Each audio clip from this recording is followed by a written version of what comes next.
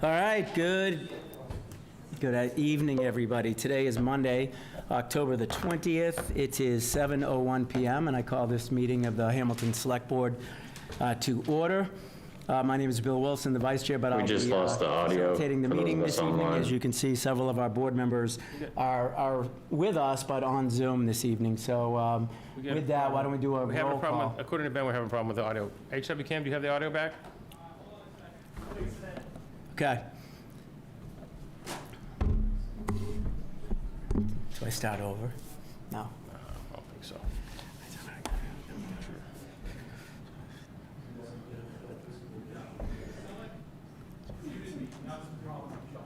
Are you all set?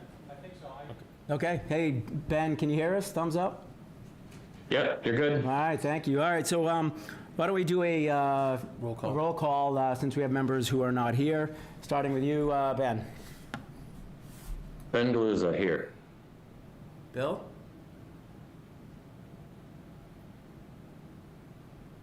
I see him, but Come back around to him if he hears us. Rosemary? Rosie Kennedy here. Bill Wilson here. I see a name. I know Tom Myers will be joining us a coming bit in later. here. He's coming in. It looks like he's starting to come in. Okay. Bill Olson, can you hear us? Yeah, William Olson here. There we go. Okay, so we do have a quorum. I think just let us know when Tom Myers enters the room, and we'll Yep. have the minutes reflect that. So thank you all for coming out. We do have a good audience here. We have some folks on the line who have have to get off at certain times. So unless anybody objects on the board, I'd like to do a few things a little bit out of order. We should start with our, It's causing all kinds of feedback. this one is? Oh, sorry. Yeah, I was going to keep time on that one. These kids and their phones. I know. So we'll start with the Verizon cable license discussion, but then I thought instead of board committee openings and consent agenda, we'll go right to public comment, where we'll have 30 minutes for folks to talk about any item they would like. Then we'll go right into our first agenda item after that to talk about the developer agreement at Gordon Conwell. And then we'll just follow the regular agenda through that order. We'll have 10 minutes of additional public comment after that discussion. That gives the folks in the room and online the opportunity to make some comments within a 10-minute window after they hear us discuss the topic. Plus, you have the 30 minutes up front, so I think ample opportunity. So with that said, Joe, who do we have? Is it Bill, the Bills, or? So Bill August is here, but are you going to open the meeting and then? I did. Then pause the meeting until after the development agreement discussion, right? Is that what Bill Olson asked for? Why would we do that? I will if that's what we want to do. Yeah, we were going to get into the development agreement first, just to spend time on that, so that's a priority for tonight. Oh, you mean over the Verizon cable? Correct, and we'll get to that afterwards. Yeah, do we know how long that take? We have an attorney on the line that bills hourly. I agree. I suggested we push the consent and any committee meetings past it, but if you guys think it's that, what time do you have to leave, Mr. Olson? I mean, I'll stay as long as I have to, but I was hoping to do the development agreement first, so I'm not sure, Joe, how long will the cable thing take? Is it 5 minutes or is it 20? I know, Mr. August, there's a statement for the chair to read, and then definitely some words from the HWCAM director. I don't know if there's anybody in the room that's here to speak to the ascertainment hearing. So why don't we just jump in, Bill? We'll jump in right in. Do we need to pause the meeting to do that, or just reorder it? Help me out here. I'm not sure why the logistics of pause comes into play anywhere. Well, because you've opened the hearing and then you're going to move to something else, so you just table this for now and then come back to it after, when you're ready. All right? Okay, I Bill never August, you're opened the okay with hearing. that? You're right. I opened the Pause it. meeting. I never opened the hearing. So let's do, So I didn't open the hearing. So we'll just go right into our public comment. Okay.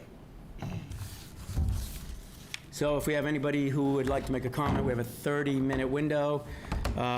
We'll use that time judiciously. So what do we do, 2 to 3 minutes? 3 minutes, yeah. 3 minutes each person, and go. Wrong notebook.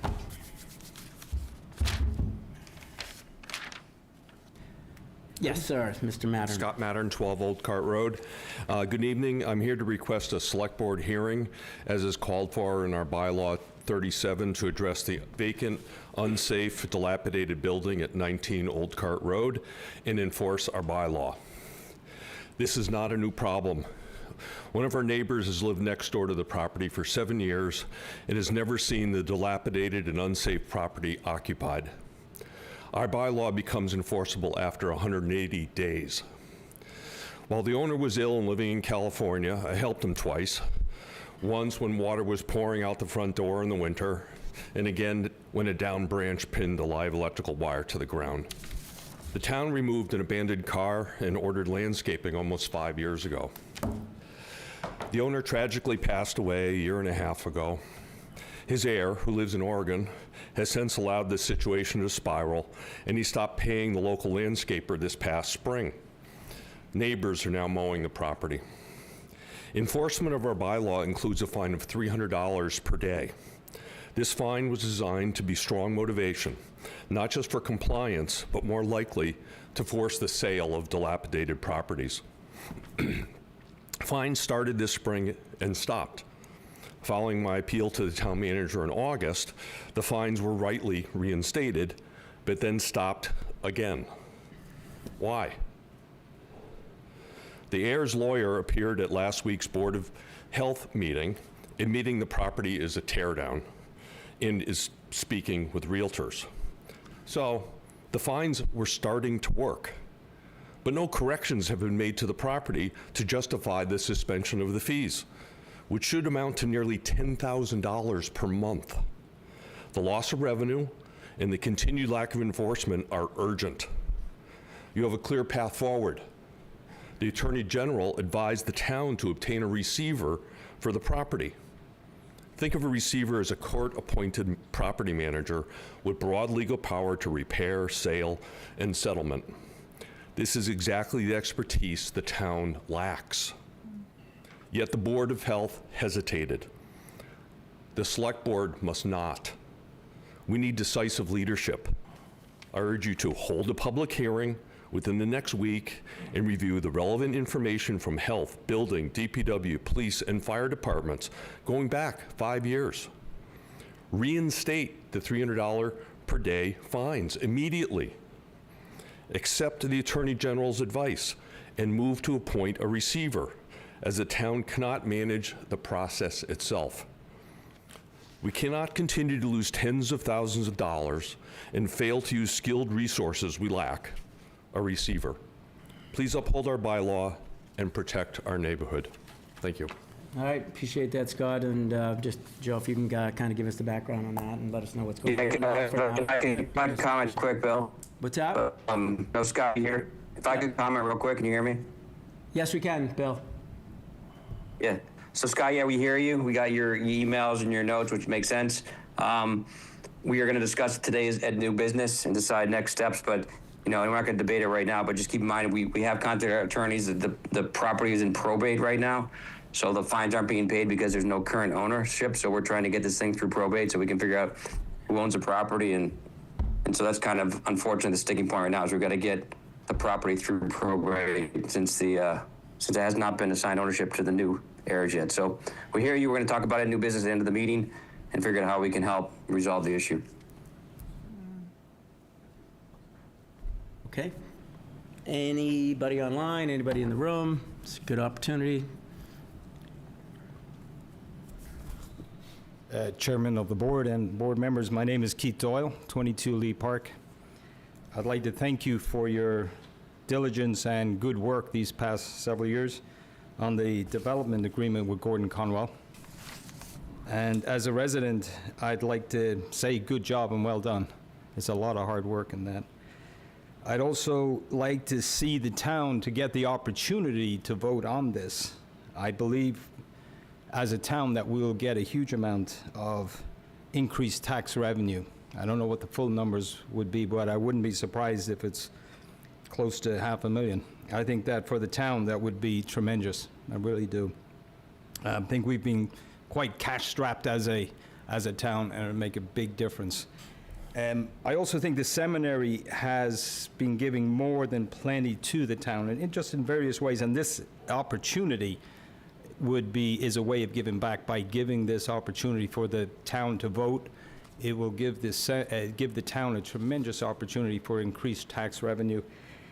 And as we all know, in Massachusetts, every town needs affordable housing, and 50 units initially would be classified, I believe, at potentially 209, and that would bring Hamilton into compliance. I think that would be tremendous in compliance with the state, not to mention the benefit of people being able to move here in an affordable manner, which there's a lot of interest here. I think it would add tremendously to the downtown life. It's a small downtown, but it would just add that extra bit. The local business, I think, would be tremendous too, what it would attract.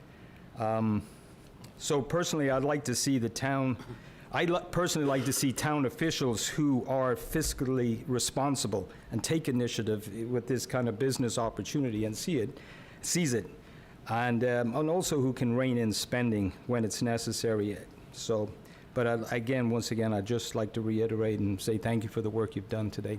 Thank you. Thank you, Mr. Doyle.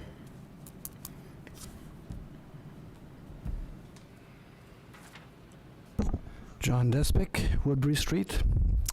I take issue with the latest speaker. We all know that the seminary had a handshake agreement when they got this huge windfall of being allowed to build buildings, and they did not keep to it. And now they're being allowed another windfall, possibly, by selling their buildings for tens of millions of dollars. And word has it that they wanted to also have significant commercial space where they'd have other continuing rent. That's not the point. What's important is what's good for the town. It seems to me that although if as the gentleman mentioned, if we do have $500,000 worth of additional tax income, I have to ask, to what degree is that offset by school charges? And I'd be very interested as a citizen to know really what the potential benefits and costs are. Also, a small point, completely separate. I would like to suggest that possibly residents are given more time at the end of the meeting than at the beginning, because the meeting itself might engender questions. Thank you. Thank you.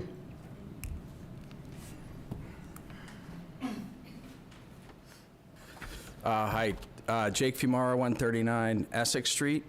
I've obviously sent a few emails on the subject of Browns Hill, and I think the planning board is doing great work with the BHOD, and I think I'm going to try and not address those and try and keep my comments more directed towards the select board.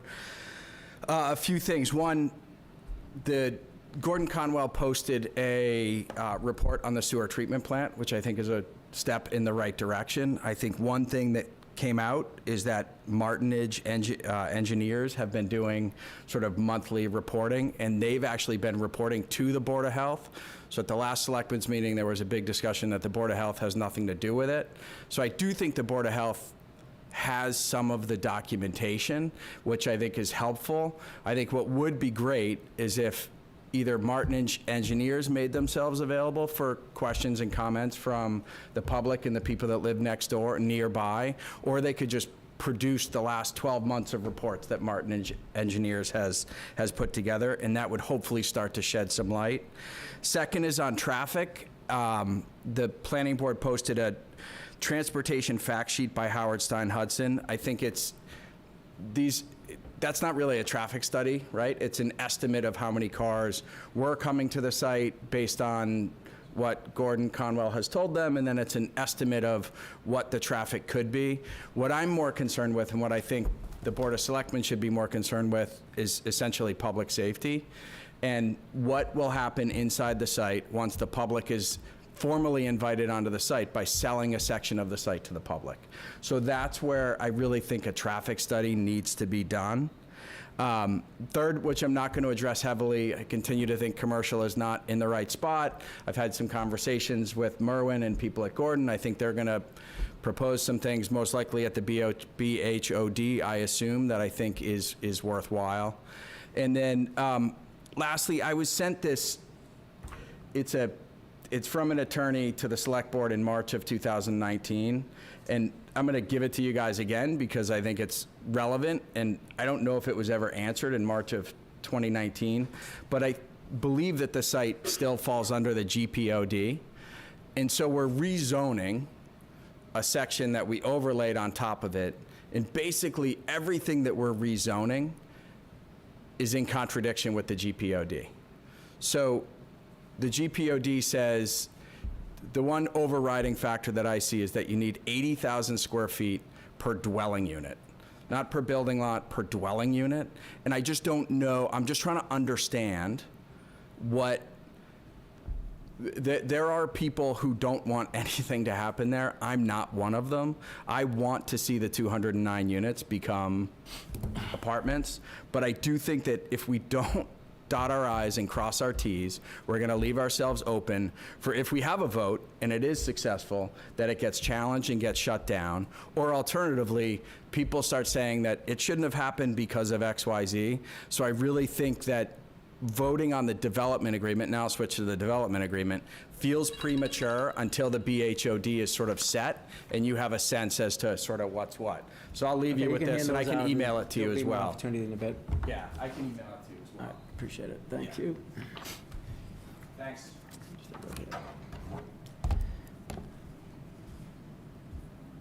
Okay.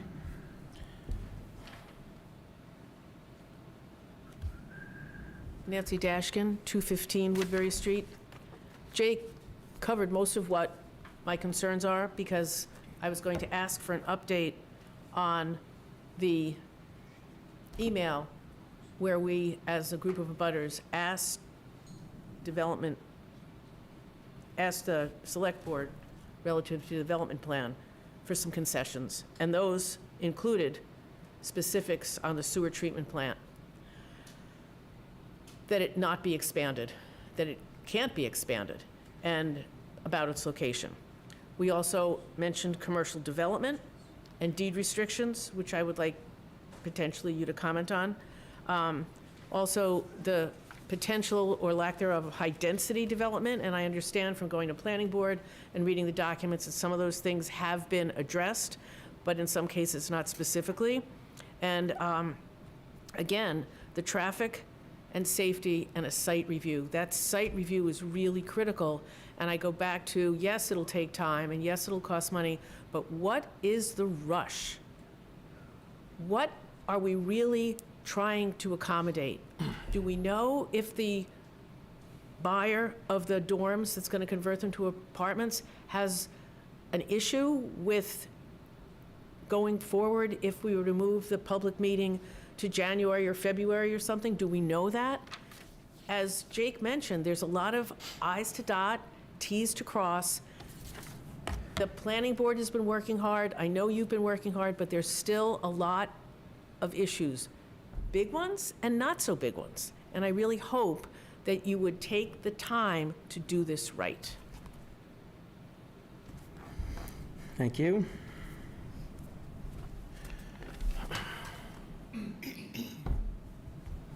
Good evening. My name is Valerie Peck, and I live at 37 Miles River Road. And I want to speak to John's comment just really briefly. My understanding is that what he's speaking of relative to the money and the schools has something to do with a pilot agreement. And I kind of want to hopefully dispel that notion in that there was no official pilot agreement, is my understanding. But if we could produce that documentation that suggests that they did not make those payments, and that might lend a little more oomph to that argument. But I don't think that there's any such document there. But that was just I mean, that might be helpful. But in the spirit of being brief and keeping things succinct, I'm just going to read my comments, which everyone should have received a copy earlier today. All right, members of the select board and the town. My husband and I are one of the largest abutters, roughly 800 feet of property line on the west side of the campus. In fact, if you look at the map of the zoning diagram and look to the left, there's a tiny little house and a tiny little garage in black. That's us. We've attended nearly every planning board meeting from the inception of this process nearly 3 years ago. At this juncture, I'd like to say that with careful thought and consistent involvement, we are in support of the extensive work the planning board has done towards a thoughtful and comprehensive zoning overlay district, one which emphasizes controlled density, cluster development, open space, and responsible infrastructure. While I know there remain a few open issues, in particular as it relates to allowable uses, I am optimistic that these may be resolved to the satisfaction of the abutters and the town. I too appreciate the efforts of the Select Board in facilitating an arrangement that serves to address 40B requirements. It provides for contributions by the seminary towards town expenses in this effort, and it generates tax revenues which will hopefully take the pressure off our already high tax bills. But I also appreciate the seminary's willingness to keep working towards all that I have just mentioned, and for what I see will hopefully be a win-win for both the town and the seminary. I think we must not forget that the alternative of not passing this BOHOD may result in the seminary leaving, and in doing so, leave us with a hill of excessively large homes, which is a housing stock we do not need, concrete retention walls, long asphalt driveways, and drainage issues, and I think we know what that looks like. We will have decreased tax revenues, and we will lose our ability to satisfy our 40B requirements. And of course, we will no longer be able to have access to this beautiful piece of property. So I hope we take this chance to vote yes on the BHOD. And we will be at tomorrow's planning board as well. Thank you. Thank you. Anybody else in the room, online? Nobody online? Okay, I'll close public comment, and as I mentioned on the onset, I think we'll kind of reorder the Verizon cable discussion and public committee openings, and we'll jump right into our first agenda item, which is further discussion and approval or discussion or non-approval of the Gordon Conwell Development Agreement. So with that said, I know Mr. Olson, Rosemary, you guys have been doing a lot of the front work on this. We had a rather lengthy discussion in our last meeting.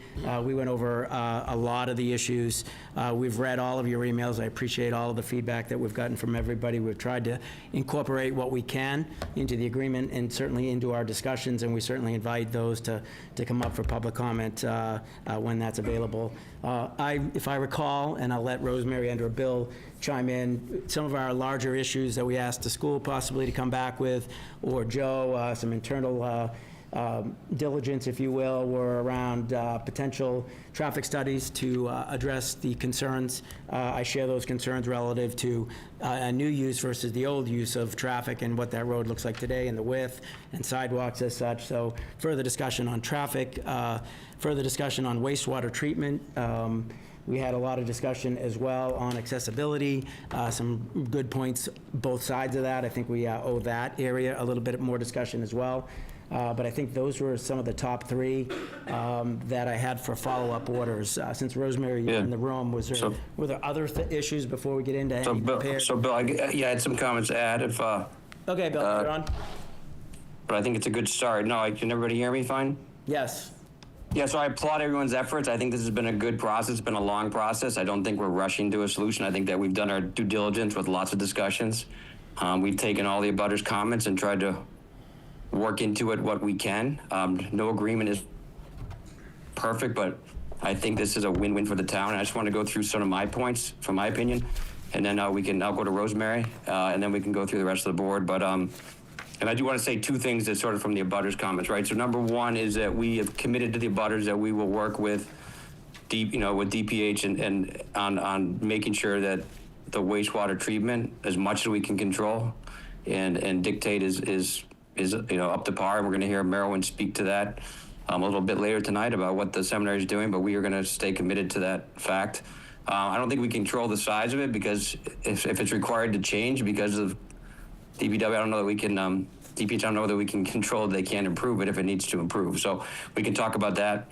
And we are committed to the traffic study. We are willing to take some of the funds that we will get from the seminary to fund a traffic study. So we're going to talk about that tonight too, to make sure that the abutters understand the traffic impacts of, we're not really adding any units, but there's still going to be impacts to the site. So we're going to take some of the money and do a traffic study.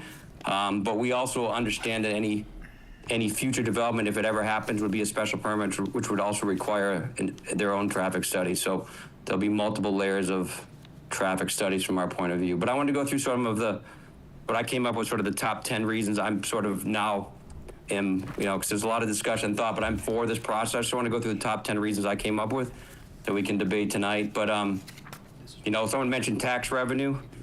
We don't know the final tax revenue is going to be on this thing, but if you take 209 units and you value each one around $100,000, which would probably be more than that, you're talking, like someone said, over $500,000 of tax revenue. So we will get to that number. We've asked FinCom to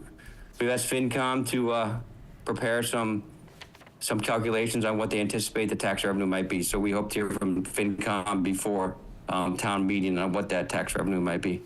Number two, someone mentioned that up front we will get 52 units, which is 25%, will be added to our inventory. And number three is that we're going for all 209. So we're going to work with the seminary and the state on getting all 209, but we will at least get 52, which will take care of our affordable housing numbers. The seminary is also going to give up a 40B, so we'll have no risk of 40B ever being developed on that property. And they've also agreed to limit the number to 209. So the 209 units that are there right now will remain 209 units. So we don't have exposure to additional units within those apartment properties. Number five is we're going to be getting $1 million over time from the seminary based on how they sell and divide the property. If they stay there and become good, if they stay there forever and become neighbors, great neighbors to Hamilton, we'll welcome that. And if they decide to sell it, we will also share in the cost of that and the profits from that.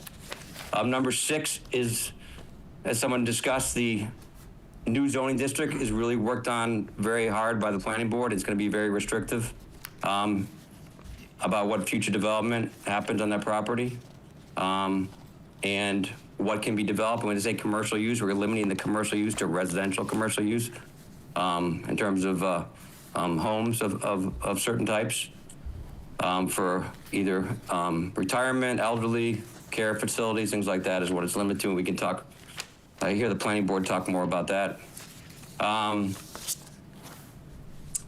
Number seven is any future development will require, continue to require DEP approval of a wastewater treatment facility. So it'll continue to get monitored and dictated by them. Number eight I mentioned that one before, is that we will hopefully get all 209 towards our 40B. Number nine is that we've tried to listen to everybody in the town. We think this is like a win-win for the town in terms of taking care of our affordable housing, taking care of open space, taking care of a tax base, and protecting an unknown development of that property, which we cannot control. And then this works to number 10, it works towards our master plan for the town. So I think it's a win-win. I think the only current open issue right now that we'll talk about tonight is access to the property. And while the seminary has allowed access for 55 years, it's hard to legally write it into the development agreement because there is no legal basis for public access to a private property, a private institution.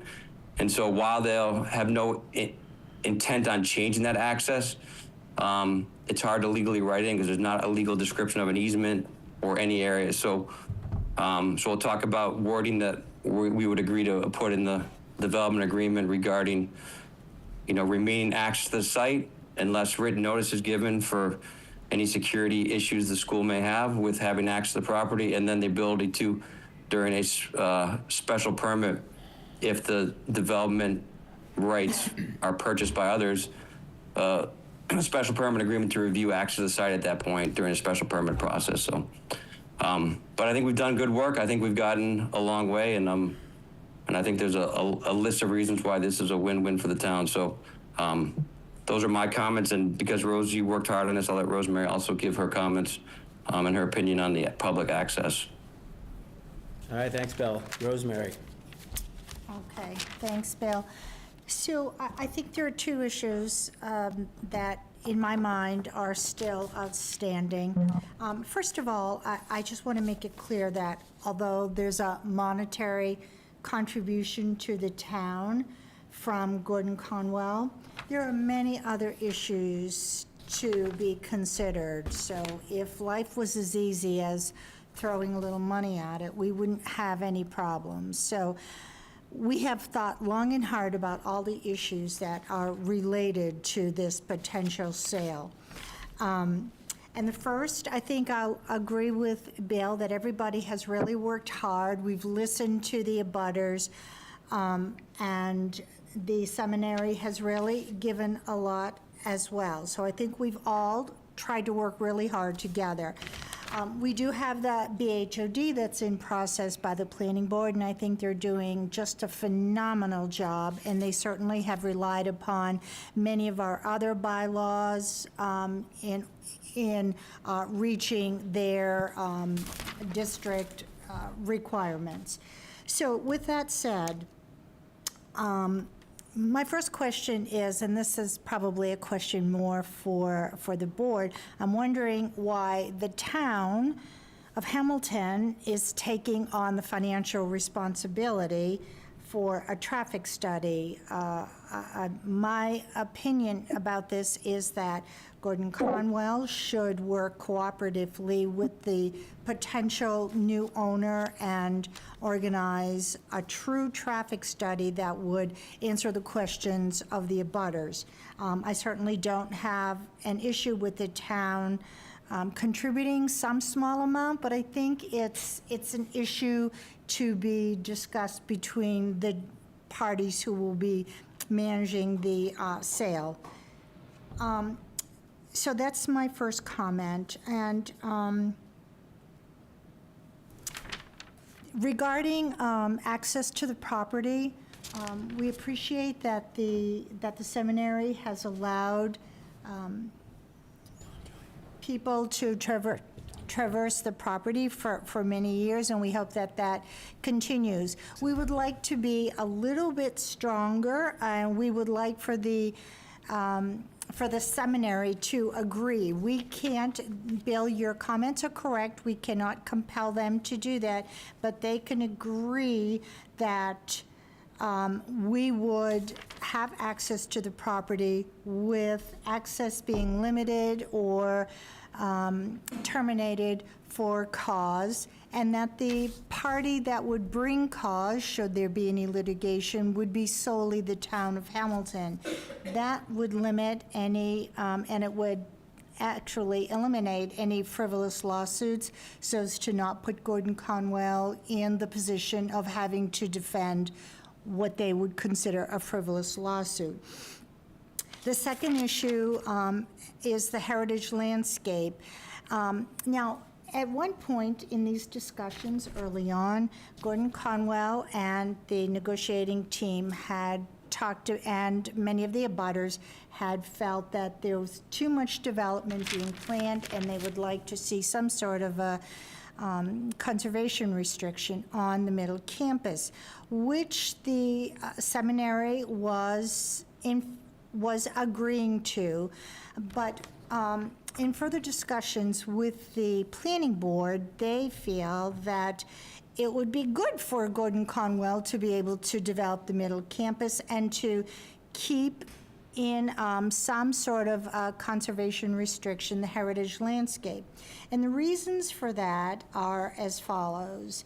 The benefits are many. I took a tour of the campus last week, and it is a phenomenally beautiful campus. And I think one of the most important things is to come upon that heritage landscape with the beautiful old trees and the undulating terrain. And I think that serves to increase the value of the campus, which can only help Gordon Conwell when and if they decide to sell another part of the campus. So I think, my opinion is, by keeping that portion of the campus open adds to its value, which ultimately will allow the campus to monetize itself more, Gordon Conwell, and certainly for the town to increase their tax base. So I think that that's a win-win situation if one thinks about that. And so, sorry, and it also controls for overdevelopment on the campus. When Abramson submitted their study, their analysis in 2023, they looked at this and they decided that there would be 50 residences allowed. Well, right now, we have 209 units, and that surpasses 50 residents while still allowing for a considerable amount of development in the future within the campus.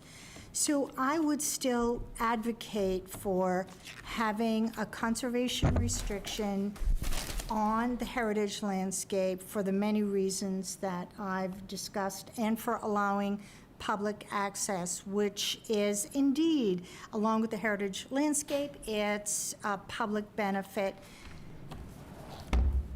For many, many years, the town has looked at that property, starting as early as 2014 with the Renaissance report talking about the value of the heritage landscape. So I would strongly like for the seminary to consider the two things that I've discussed, and also also financing the traffic study.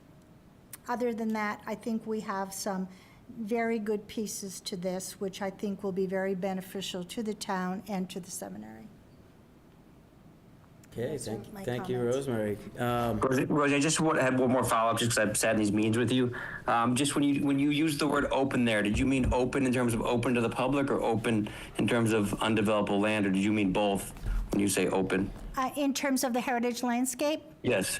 I was specifically referring to just keeping it open, not necessarily public use. But Joe, I thought that's where we ended up on development agreement, is that we would have a portion of the property would remain with a conservation restriction of the middle campus. Is that, Joe? I don't know if you can comment on that, but that's where I thought we left things with Merwin last meeting. So there's evidently a miscommunication or misunderstanding of what the agreement was, because you and Myron said that you agreed, and I took that to mean that based on what was in the development agreement at that time. So we didn't add anything back in. So if you had a different understanding, then I apologize. No, but the conservation restriction was coming through the zoning bylaw. So you had asked if the intent was to trim the seminary's Dover rights, and everybody said no, and you said, well, then we're in agreement. And that's what Maren said, yes, so we're in agreement. So Yeah, while the seminary the agreement was, while the seminary controls it, we cannot impact their Dover agreement. But if they sell the property, the bylaw would overrule, which would put it in conservation. So that's what we talked about at our last meeting. Right. And we believe and just for everybody's edification, the chairman of the planning board is listening in, so if you want to ask her, but I believe the current version of the Browns Hill Overlay District does restrict development in the heritage landscape, and I believe the seminary's been working on that language with them, so. Yeah. So I think we're in agreement. Yeah. We can't override a Dover agreement. So if they stay there forever and they never sell the property, then they remain a good neighbor, remain an institutional neighbor. But if they decide to develop the middle campus, it becomes a conservation restriction there. I thought that's how we wrote it in, and that's what we were in agreement with. So if something didn't change, then So the only thing, that's what we're in. the only thing I'd say, Bill, is that a conservation restriction isn't done through zoning, it's done through applying for the restriction as an attachment to the deed. So there's a gray area here. So their planning board is attempting to restrict development of the heritage landscape if the property passes to other hands, but that would be through the zoning and the special permit process, in which nothing would ever get built there. It wouldn't be a specific conservation restriction, which would be attached to the deed. So is there anything we'd want to put in this agreement, or that would fall in suit, through the planning board and the zoning agreements? Well, this would be a different, it would be a different form of, it would be a contract. So zoning amendments can be made at any time, and a special permit does not necessarily guarantee that things will be limited. And so a conservation restriction of the heritage landscape would keep it open, perhaps not in perpetuity, but as long as legally allowed. I believe 30 years was what I understood that to be.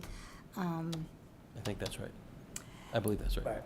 And so the other part of it is, I mean, I think as John Whitten had said, that some parts of this, of these discussions will be in the BHOD, the Browns Hill Overlay District, and some parts of it will be in the development agreement.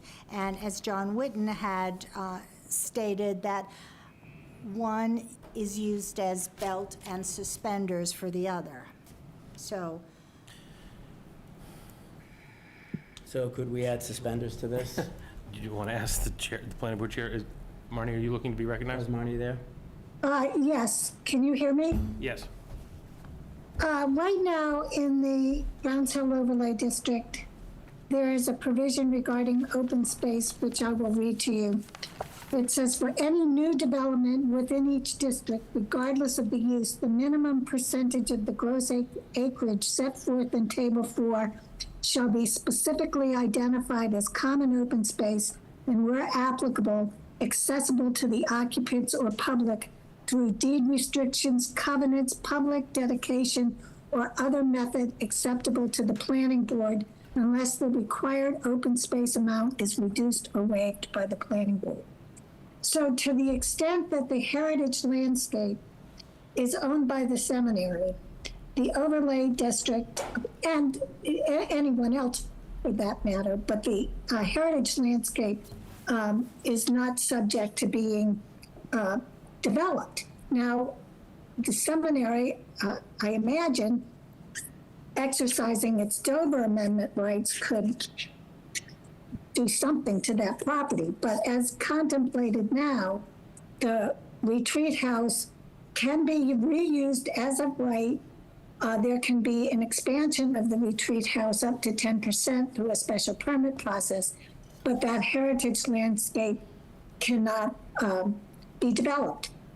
Now, ideally, the seminary will honor that. It will not assert Dover Amendment rights to put other structures on that property, which on that sub-district, if you will, they would be non-conforming structures and non-conforming uses, because only existing structures will be deemed conforming under the Browns Hill Overlay District.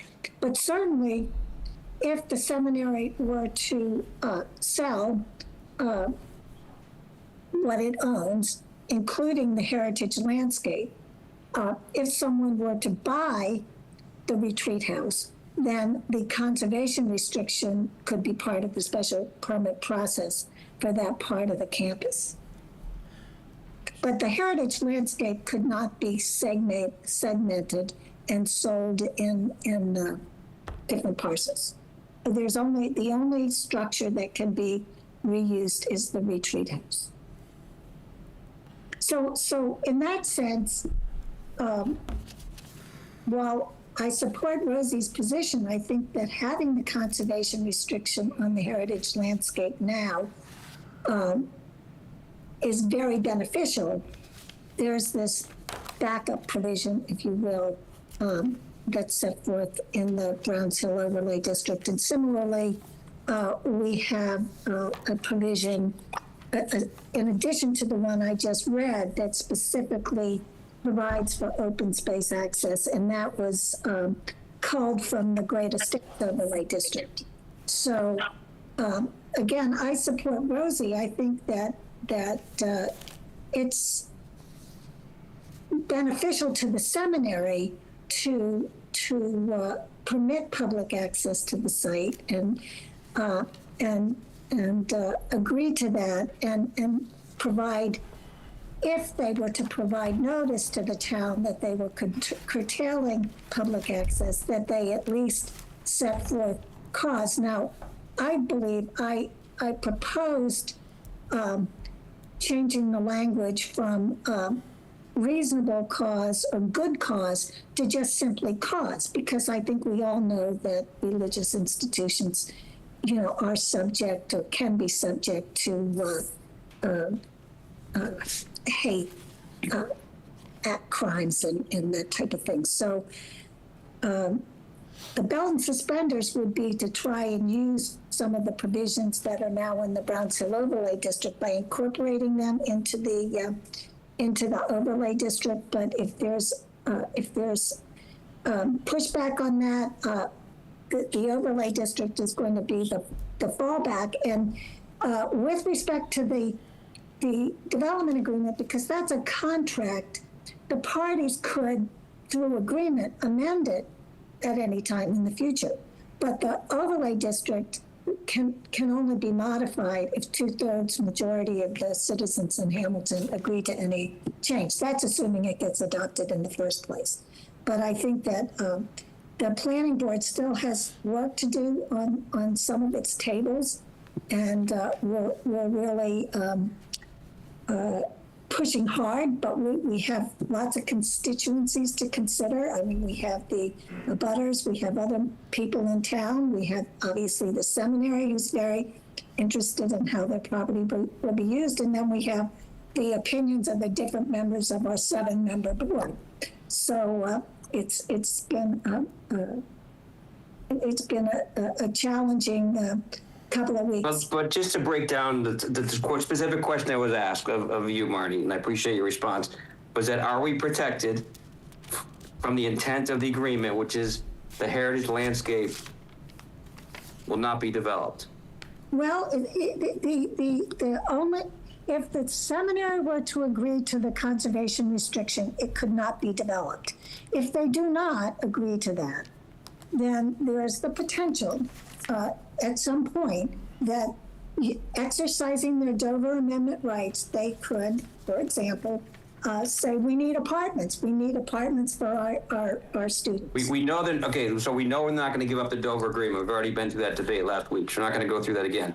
The intent was if the property sells, that the heritage landscape can't be developed. That was the intent of the agreement. That was what we asked for. So do you feel like you have protected that in your current zoning bylaw or will? We can protect it with the subsequent owner. Okay. Right. All right. But, you know, it's my view that the seminary has the capacity to waive the exercise of its Dover Amendment rights with respect to the heritage landscape. Correct. That's the intent. That was what we agreed to 2 weeks ago. Well, I mean, Yes, they have to agree to that. I mean, it would be essentially a waiver of their Dover Amendment rights with respect to the heritage landscape if they were to go ahead and agree to a deed restriction that would run with the land. But if they will not do that, then if they will do it, that's something in the development agreement, whether they execute it or not. All right, thank you. So Joe, I'll go back to you. So we'd asked, obviously, our council to, this is an important element, right? That during the ownership, what we agreed to 2 weeks ago, not to go back and change our agreement, we talked about the meeting, public record, was that we're not going to impact the Dover agreement, or Dover, Correct. but if they sell the property, we wanted to protect the heritage landscape. It sounds like Marty says that the zoning bylaw is based on that intent. Are we covered on that, Joe, or do we need to add any belts and suspenders? I think that as Marty said, that having it in the zoning is the belt and is the suspenders to the belt. It's because we can't get it in the agreement. The seminary has declined that. Getting it in the zoning does do that, and part of the reason they've said that is because they know that it's going into the zoning as well. So. Well, what you're saying is we're not going to ask them to waive their Dover rights in terms of contributing a deed restriction to the heritage landscape. They could, but and I'm asking them to, and we have been discussing this for some time, but what you're saying is we can't, Bill, and that's, they can if they chose to. So I think we should make that clear. If they're not going to, they're not going to. But it doesn't mean that we can't make a concerted effort to have them do so because they have the rest of the property to be able to develop. We're not asking them to restrict anything else. Right, but we talked about this 2 weeks ago, and this is what we agreed to, so I just don't want to go back on, like 2 weeks ago, we talked about this exact item, and what we agreed to at the time was, while they maintain the property, we're not going to restrict their Dover rights. And so that's where, but the risk was if they sold it to protect it at that point. So, I mean, we can talk about it as a board, but that was my understanding of what we did 2 weeks ago. Well, we didn't specifically talk about the heritage landscape, and I think there was a slight misunderstanding because the board was under the impression that they cannot waive partial Dover rights, and in reality, if they agreed to it, they could. So I want to make that clear. Yeah, I was clear on that, and we can go through the board and make sure if they were clear or unclear, but I was clear that that's what we decided at our last meeting. So, but we can make sure everybody on the board was clear when we let people speak. But I was pretty clear that that's what we agreed to. Right, because perhaps the board understood the Dover Amendment rights versus, the Dover Amendment rights cannot waive them versus opt not to waive them. There's a difference, and I just want to make sure that the board understands that. But, yeah, no, I don't disagree. I mean, my recollection is what Bill had just said. You know, I'll throw another angle at it, if you will. Like if we restricted their Dover agreement, not sure why they'd do that, although it is a chip in the game, if you want to use analogy. But what if that ability allowed them to stay there and not potentially sell the property, and then we would see even more development? What if that smaller controlled growth prohibited or stopped, mitigated future growth, and they wouldn't have to sell? And if they couldn't expand there, the retreat house or whatever the example was, you know, that allows them to stay and be an ongoing entity. I mean, isn't that something we wouldn't want to restrict them and force them to sell because they couldn't do the growth they wanted to through the Dover agreement? Marnie's raised her hand again. Marnie's raised her hand To again. that, okay. Marnie, if you have a thought on that? I do have a thought on that. I think that you could craft a conservation restriction that specifically carved out Dover Amendment rights. So you could have the conservation restriction in place with an exception for any entity that owned the property exercising its Dover Amendment rights, such that upon sale to another entity that was not a religious or educational institution, the conservation restriction then would be fully enforceable against any type of use or development. You just carve out the Dover Amendment rights when you draft the conservation restriction and record it. That's all. So that is something that should not be something that the seminary should balk at. Because No, I think Mayor agreed to that last meeting, so whatever that means in terms of documents, sure. but I think we're on that same page. yeah, I think that's the answer, that you just go ahead and draft the conservation restriction and just have a language in it that carves out the Dover Amendment. Simple as that. I like that. I'm not, sorry, I'm not entirely, I'll just, say I'm not entirely following the mechanism, like the paper trail here in terms of getting this into the development agreement and what we're voting on, or Well, walk me through the contract, the piece of paper, who's writing it, where does it materialize in this process? I missed that. Well, you have you have a development agreement, and as part of the development agreement, there would be an execution of a conservation restriction.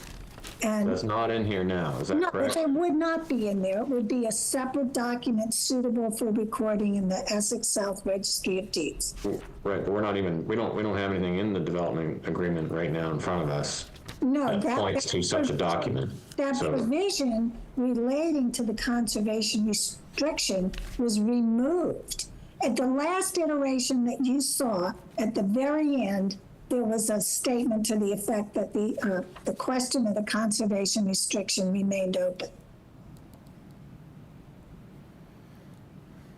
So what will happen here, ideally, in my view, is that there would be a conservation restriction, and any lawyer can, practicing lawyer, would have access to essentially a form, and you would just carve out of the conservation restriction the exercise of Dover Amendment rights.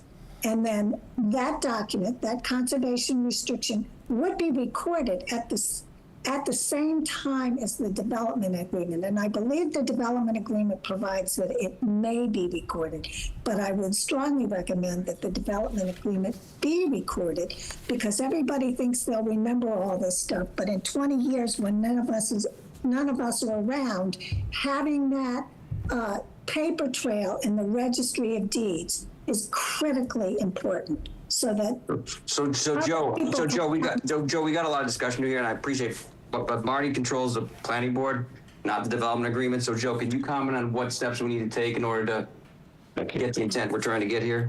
So we all are on the same page. Well, you had a version of the development agreement in your packets tonight. Yep. That you could vote on.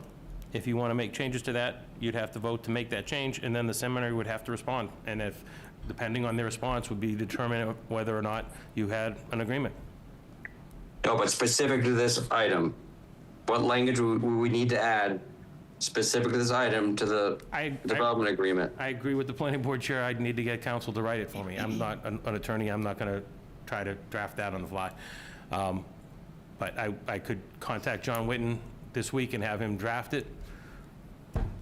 But the board would be voting blind because I wouldn't have it until at least Wednesday or Thursday this week. You know. But in fairness, I mean, this is what we talked about last week, is what we agreed to. So I'm kind of understanding the gap. It's exactly what we agreed to last. So it's been an hour talking about something we already agreed to at our last meeting. So let's table right now and hear Merwin's opinion when he gets up and talks. But let's keep moving through the board and get other comments if Rosemary's done. Yeah, so, Ben, did you have further comments, or?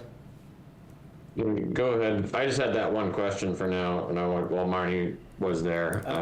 So I didn't have, I thought we had resolved the conservation piece as well. I did want to hear from Gordon Conwell around the wastewater treatment, kind of how that is, the status of it today, and growth, and how that gets managed. I want to hear about traffic studies. I do agree with Rosemary that, I do agree with what was said on the onset, that there needs to be a more extensive one done on the future use, not on what's been done.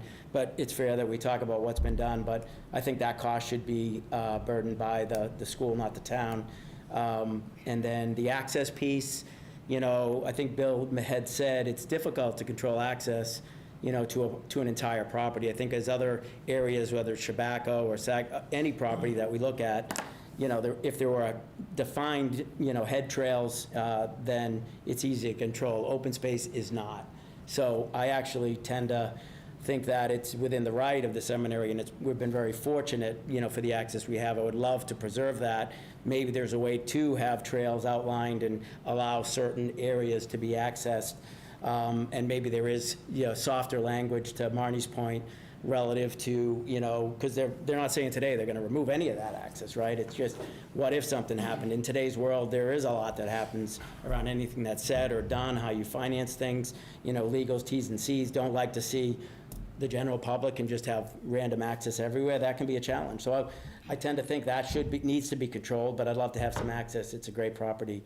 And the traffic study might help provide that, add some sidewalks, allow that, some entranceway down sidewalks that are safe, on the sides of a busier street. So I'm at a point where I'd want to hear from the seminary on some of those items. And we can talk further about the conservation. I did think we had that, and that would be only a change of control thing. They would not forego their Dover agreements, but in the event of, a change of control or a change of hands of a new ownership, that would run through the special permit process. If we want to put suspenders on that, and we can, I'm open to that, but I do think we checked that box a couple weeks ago, but happy to entertain it. Get your thoughts if that's something we could get even at a verbal state where, attorneys are going to look at it, but if we're all in a general agreement, we could add it either as a separate document, or I don't know why we couldn't add letter D or L or M, whatever's next, into this agreement. So the comment is that they would retain their Dover rights until such time, if and when the area that includes the heritage landscape is sold, that the board feels that we would very much like to see a conservation That's restriction the on ask, that right. property. Okay. That's what I had. Ben, if you didn't have anything else, we can get into a larger discussion. Bill, if you had a thought on how to kind of get into that dialogue with the seminary, that'd be great too. I just had one question for Joe.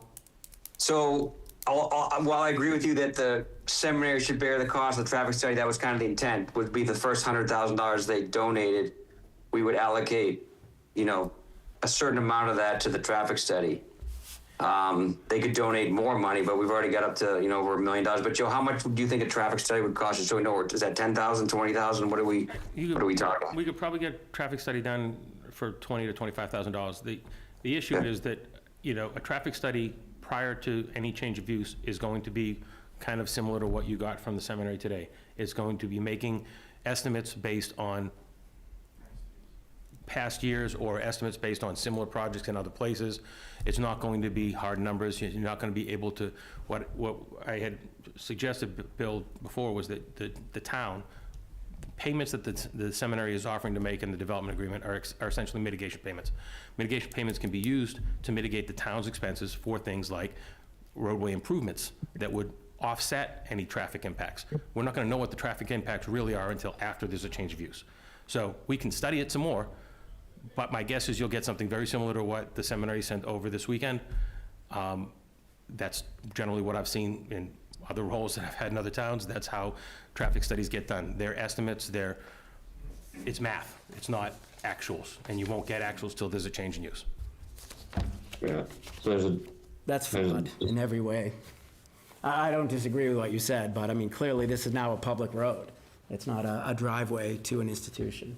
And clearly the use will be different, the traffic will be different, the width of the road is probably required to be different, the drainage, whether or not there's a required sidewalk, because yes, it's still it's a college campus and it's almost a sidewalk in a way now because the traffic is so low. Clearly that will change, and a sidewalk would probably be necessary, I would think, but was the traffic, and I haven't read through the traffic study in detail, did that account for 209 units?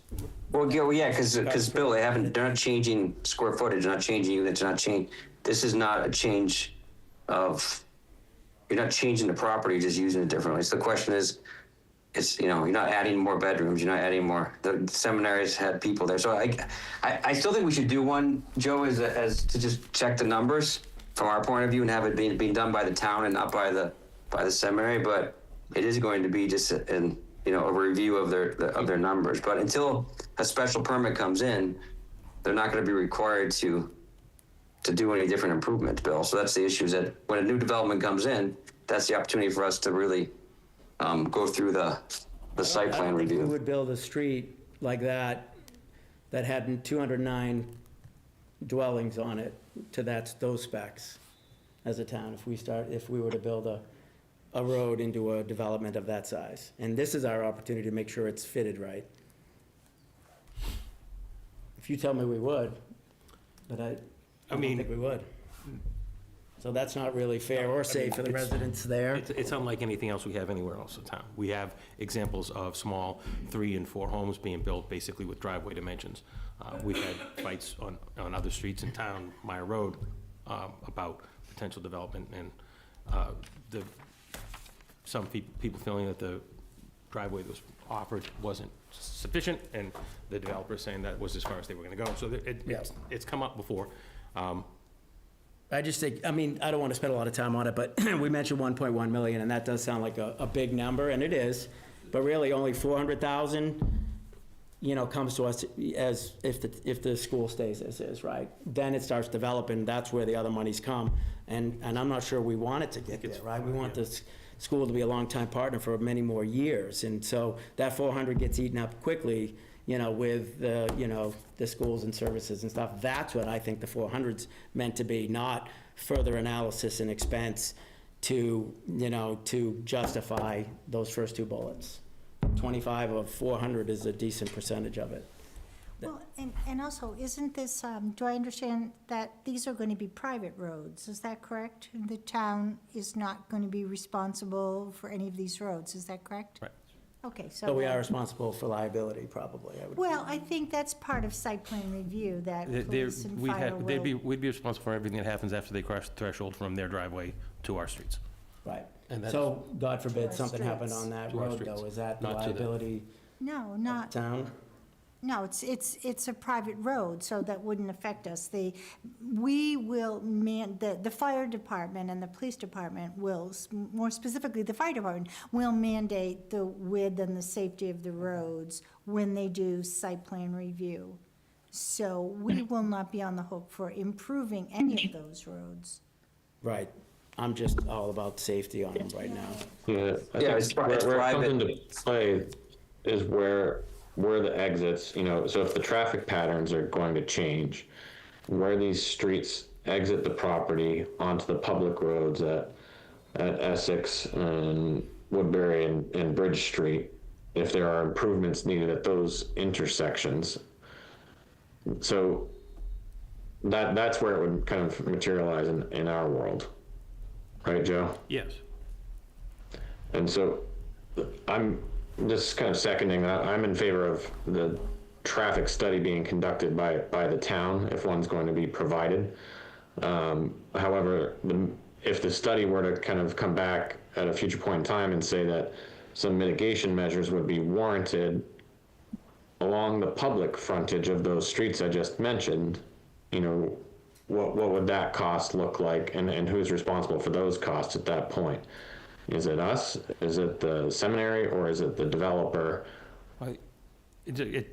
We need an engineer to look at it. I don't think that the street, particularly like on Woodbury, is wide enough to handle changing Woodbury Street. So you'd want to look at probably Essex and maybe Bridge Street as the places where you'd want to look to make improvements to improve access.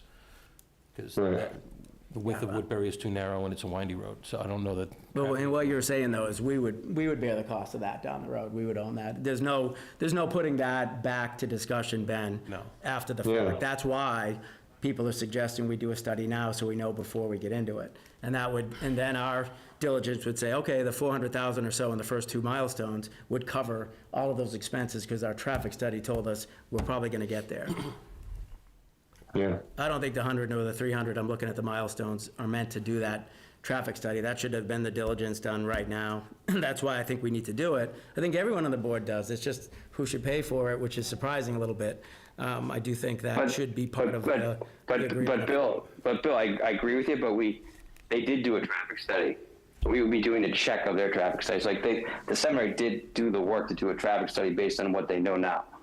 So they provided to the town. So we want them to pay for two, we can make them pay for two, but so I'm just trying to figure out how much, like, what are we actually doing here? What are we asking them to do? So. Well, and also, Bill, when the site plan review is done and fire department goes in there, and if the fire department tells them that they need to make their ingress and egress more accessible to fire apparatus or emergency apparatus, the onus is on the owner of the private road to do that, right? Because our Correct, responsibility. I mean, so I don't think we should panic about anything that needed to be done regarding the private roads. They're not our responsibility. Our responsibility is Woodbury or Bridge or whatever egress or ingress was specifically on public property. And so that's why I vote for, if there's any further traffic study that needs to be done regarding anything within the campus, that's not the town's responsibility financially is my point. So. And traffic improvements could include things like making the access point on Woodbury a one-way, and making the access point on Bridge Street a two-way potentially, or keeping making those both one-ways and having the only two-way intersection, the one on Essex. So that there are things you can do because you reduce the amount of conflict in the traffic by having one way as opposed Right, to so two ways. that's a traffic plan? Is that different than a traffic study? Is that part of it? It'd be part of traffic improvements. I mean, those would be things that a traffic engineer could recommend.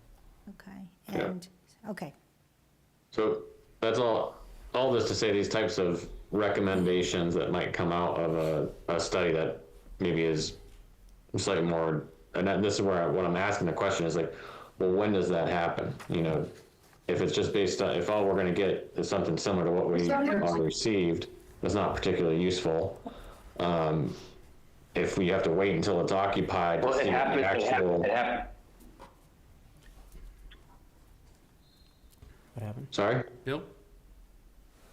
Now you're muted. Oh, go ahead, Joe. I'm asking like when is the point in time, if you have to wait until it's fully occupied, then do the study to see, you know, how did traffic flow and patterns change, what redirections need to occur? I didn't mean to suggest that you had to wait till it's fully occupied. What I said was that anything that you would do, you would look at the roadway, you look at the traffic patterns, and you make an assumption about traffic levels based on past history, when the units were occupied, and potentially similar developments of similar size and what their traffic patterns are. And then you'd overlay them on our roadways, and the engineers would say, okay, you could do A, B, C, D, and E, or any group of those things to improve the efficiency of the traffic into and off of the campus. Some of those might be structural, some of those might be change of use, but those things would come out, but they would still be based on math assumptions until you actually had use of the property again. So how does, like, Bill, you had mentioned we'll do another study, which I'm reading through the report. Are you saying that because you think these assumptions are incorrect, and how would we change them to get a different study? More I comprehensive? mean, peer reviewing studies is done a lot of times, so it wouldn't, it wouldn't Yeah, just be. right, just peer review. You know, we work. But Why Sorry, didn't we Joe. do that with this one? I mean, a recent, a current, and a peer, and a for future state. We just got that this weekend, so I can send it to TEC or somebody that we work with and have it peer reviewed. I just don't think this is a burden for the town to do this. That should be part of this. I think what I'm hearing from half the board is we don't trust this, right? Because we think the traffic pattern will be different. That's why we want to do this with a peer review or whatever the proper, title for that is. I think that should be done in part of the package that hands it to the town that says, here's what you got coming. We gave you milestones that we feel will pay, to help subsidize, ease some of that burden, as well as the other services going forward, which I think the milestones are great. I just feel like a traffic study shouldn't be one of our costs. That it was done, yes, but it was done, from what I'm hearing from the entire board, not to the extent we would. no, I don't, Bob, I don't agree with that statement. That's what you just said. No, I said we would do a peer review, not because we don't believe the study, but because we think it's the right thing to do for the residents is do a peer review. I'm not making an opinion about whether or not it's accurate or not. I'm just saying we'll do a peer review.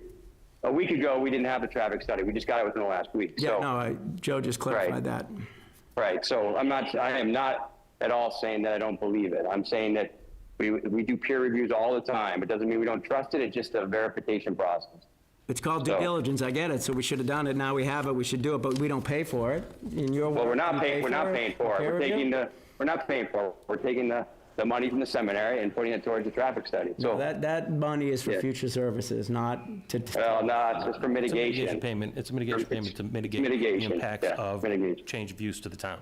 That's the way it has to be defined, because otherwise, I don't agree. the I don't agree state either. doesn't look at it. And also, it looks like Marnie has left, but I'm fairly certain that in site plan review, this will be addressed. The traffic, Well, will be site plan addressed. review for any future development, but I don't But think not this for the- goes to site plan but, review. but, Apartments. We're thinking the apartments, that's really the biggest. right, but the apartments, because they're going to want some amendments, some changes, they'll need, they don't have carte blanche right to just do whatever they want. They have to undergo a peer review, a site plan review. Right. So no, this is a good traffic study if it remains the same patterns of time of day, days of the week, and all that. If all that stays consistent, this is good. If we think that's going to change for a minute, and increase, flow onto the Right. public way, then it doesn't. And that's what I think Bill Olson is saying. You do a peer review.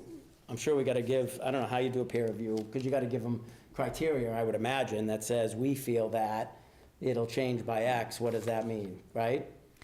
Right, and also, I think, Why that wasn't done. I think the reality is you'll have a different demographic occupying the apartments in future use, as opposed to what the seminary students use it for now. I think you can expect that the people who live in those apartments, first of all, we expect that they would be fully occupied, which is not the case now. You're likely to have more traffic, significantly more traffic, because I don't know of any family that doesn't have at least 2 cars in their possession. And so those are things that need to be looked at as well in terms of a traffic study. So Okay. just thoughts. So is there anything, you guys, sorry, we've been, Erwin's taking notes. yes, we appreciate all you're doing. Thank you very much. And again, always thank you so much for the work. And it's been a great deal of work, and we appreciate it very much. I can take any of these in the order since we just finished with the traffic study. Start there. Why don't we start with that? Yeah. So, and it just the timing of it, you'd requested that we do the transportation analysis, and we just got that today. So I understand that the board has not had an opportunity to look at it closely. And so I would suggest that maybe it'd be worth looking at it very closely first before making decisions about wanting any additional traffic review or anything like that. Howard Stein Hudson is an independent. It's not related to us. It's one of the preeminent engineering firms in the state, and they did this study. We provided them with the information. We'd provide the new, whatever it is, anybody have to do it, they'd have to be provided with the information of what past use has been. There's a little bit of a misunderstanding here. The apartments have been, in the last several years, they've been up to 70% occupied. They're about 60 to 70% now occupied. So they're not empty. The apartments have been there for 40 years. 2 of them have been there for 50 years. So we're talking about doing a study to see whether the last 4 decades of use has been a problem. We don't need that, right? We know that hasn't been a problem because it's been there for 4 decades, and we've had intensive use with students. Now, it's important to understand about students. Students have, most of those are spouses, married student housing. The spouses have full-time jobs, so they've got cars. So the use that the seminary makes of that premises is now intensive. And even though it's 30% down, 35% down in terms of occupancy right now, they're not empty, and they've been used the whole time. The infrastructure on the campus has been the same the whole time. And so there's no need for additional changes to it. It's worked well. It continues to work well. It's currently working well. And with an additional 30% of occupancy of those apartments, there's no change here. This is not a new construction. This is not a new development. This isn't a proposed development. It's not even going to change its use. There are people who are going to live there in the future. There are people living there now. They continue to use it. So I don't think we need to do another transportation analysis. You'll get the same answer. When you read it, you'll see that they rely on the Institute of Transportation Engineers Manual, Trip Generation 11th edition. There are specific numbers there. They're based on then the anticipated with the 209 units going forward, and then taking what could be developed there based on what the planning board has put together in terms of the overlay district, what uses there could be in there, and you'll find the conclusion at the end is that with these 55 plus, which is the most likely use of the premises of the property, that it could handle 6 times the density that the planning board is proposing, to bring us back up to the high water mark of the last 40 years, which we've hit that high water mark many times. So the point is, there's plenty there. We don't need traffic studies to figure out which way to come in and out, because we've been doing it for 4 decades.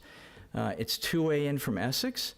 It's always been one way in from, at least I think for the last 40 years, it's been one way in from Woodbury.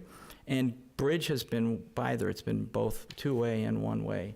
And yeah, sure, those could be adjusted. But there hasn't been an outpouring of complaints about traffic over the last 4 decades, and there's no change here. It's going to be the same thing. So I would ask that we not bog it down, delay this thing for more information. You asked us for the transportation analysis. We went to an esteemed firm to do that. You can do the due diligence on whether these people can be believed.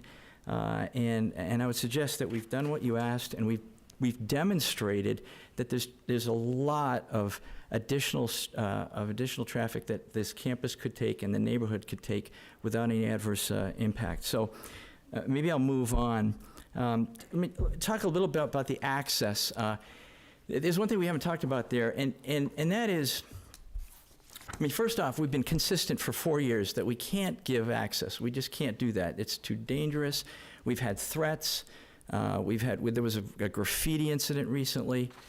So we cannot put ourselves in a position of having to litigate even against one party, which is if that's the town. This is a seminary. We're not interested in litigating. But we don't. If there's reason to litigate, that's expensive, and it creates then the possibility that someone would disagree with the seminary's reasons for doing it. But I think I can put it to rest with a practical protection for the town, which is we're selling 209 units. Those are no longer going to be exclusively occupied by seminary people, right, students. As a practical matter, policing that or constraining the access with those people coming in like that is going to be logistically very difficult. Now, does it mean that we couldn't do it? No, but it would be difficult. You'd have to do something like Ipswich Country Club with a gatehouse and a gate to stop people in. Then everybody would have to pass codes and call ahead. Could that be done? Yes. Is it likely? No. Could it be done if it was necessary? Yes. Are we willing to give up the ability to do that? No. So we think the town is going to be protected. You've got 55 years of people being able to come on there. We're delighted when people come on there. And so there's no intention to stop that, but we just need to be in a position, it's private property, we need to be in a position to restrict access. One significant development that the planning board has done, and it was last meeting, and since then we've actually just, we've sent a letter to the chair, both of this planning board, this select board and then the planning board. We have suggested that the planning board withdraw all commercial uses with the exception of the gatehouse and Pilgrim Hall. This is a substantial concession on the part of the seminary. For the entire time that I've been up here, we understood that as a matter of right, we could repurpose the buildings that we currently have to commercial uses. The planning board last meeting took that away. We think at this point that for the peace of the community, in order to extend this out to the abutters who are concerned about commercial, and we understand that concern, that at this point, to really put out a pathway that I think of least resistance for the select board, for the planning board, for the abutters, for the seminary, for the town residents, we're suggesting that we just pull commercial, except for those 2 buildings. That's about a 90% reduction in square footage that could be commercial use, and it would eliminate anything on the top of the hill at the upper campus. We think that simplifies things. That at that point, it's pretty much going to be 55 plus age-restricted housing and what other kinds of residential uses the planning board thinks is appropriate. And we're prepared to move forward on that. But I think that's going to, that takes away that as a traffic concern. There won't be any commercial use. It'll be residential, which we're all used to. And I'm sorry, could you just reiterate the buildings that you said will just be for reuse commercial? Sure. So the Pilgrim Hall? Pilgrim Hall, which is the old stables down at the bottom of the hill, and then the gatehouse is that small house out by Bridge Street. Yeah, okay, yeah. No, I was aware of that. That's very nice. Good, good. So again, we hope that does a lot for you all and for the town, and especially for the abutters, that will take a lot of the pressure and tension out of the room and out of their concerns. I do want to address open space. So open space, I've pushed hard against open space for the last 3 years, completely unsuccessfully. And so what we ended up doing, we thought we'd reached an agreement where we would concede, so the bylaw says it's got to be 40% of the property needs to be open space. So we have 100 acres. The planning board asked us to relinquish the heritage landscape. That's 15 acres. They then asked us to relinquish the natural zone. That's another 25 acres. So that's 40% of the property is going to be consisting in 2 districts which cannot be built on. Then they're going to apply that 40% factor to all the rest of the plan. So if we come up with any proposal, or anybody in the future has a proposal, they get another 40%. So the math works out, so it's going to be 64% minimum open space, leaving the seminary with only 36% to develop. Let me add to that, recently the planning board is now saying that they will render what are called steep slopes unbuildable. And that's a number of additional acres. That's particularly on the upper campus going down toward Bridge Street. You know, it's the steep areas. They're saying that's not buildable. So that's going to remove that from construction as well, essentially making that, again, additional open space. The planning board also, we pushed hard saying we didn't want the planning board to require us or the owners of the new, whatever the development would be, to deed over rights and covenants, that sort of thing, for the open space. They are insisting on that. We're conceding that issue, that they will require that in the future. And at the last planning board meeting, they added the requirement that they could require access to those areas. So in terms of the access, there's the possibility in the future of that as part of a special permit. The planning board has kept control over the whole process. They've got special permit requirements for every use except for the apartments, which are already there. And so I think the town is going to be well served by that. And so the last thing I say, in terms of the heritage landscape and the covenant, restrictive covenant, I do want to say there is a distinction between a conservation restriction, which we've never agreed to, and then a restriction on use, which is under a different statute.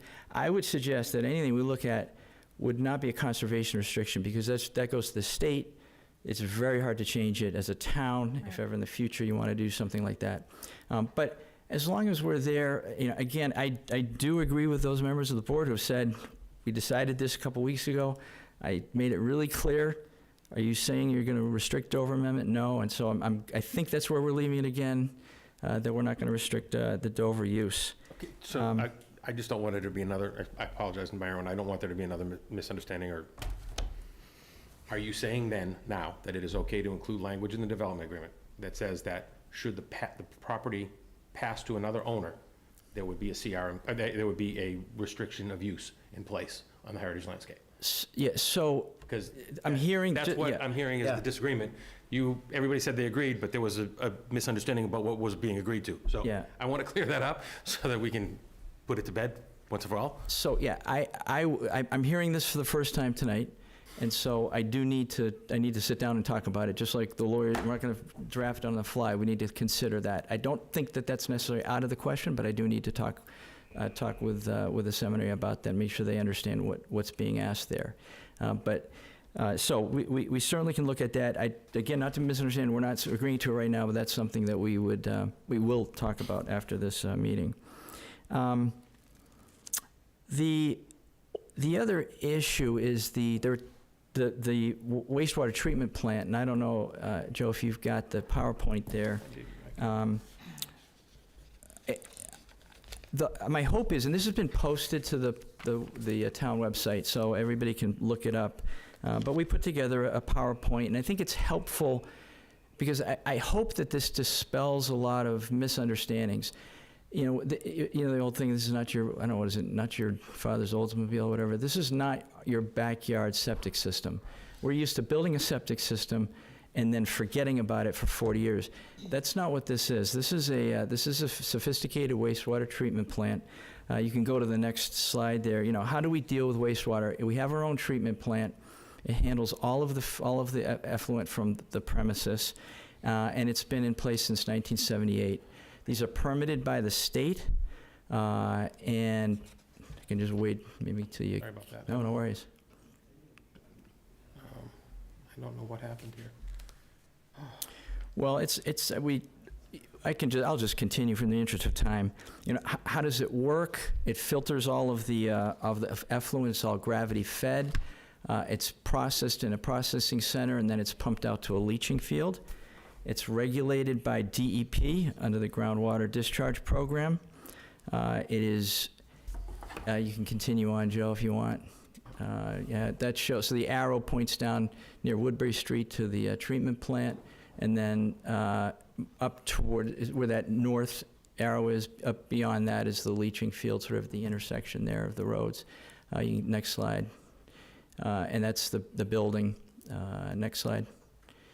And again, these are the, if anybody wants to look them up, again, you can look and see how it's regulated. Next slide. Is it inspected? This is a key piece. So we have a contract with Martinage Engineering, which is, it's a separate and independent organization. It's not us. They're on site every single day of the week for 2 to 3 hours. They inspect the equipment, they test the water quality, and they make sure that it's operating properly. You can go to the next slide. They provide, as has already been said, I think it was back one, but they provide monthly reports, and those go to Mass DEP, and they also go to the Hamilton Town Board of Health, and that's been done for years.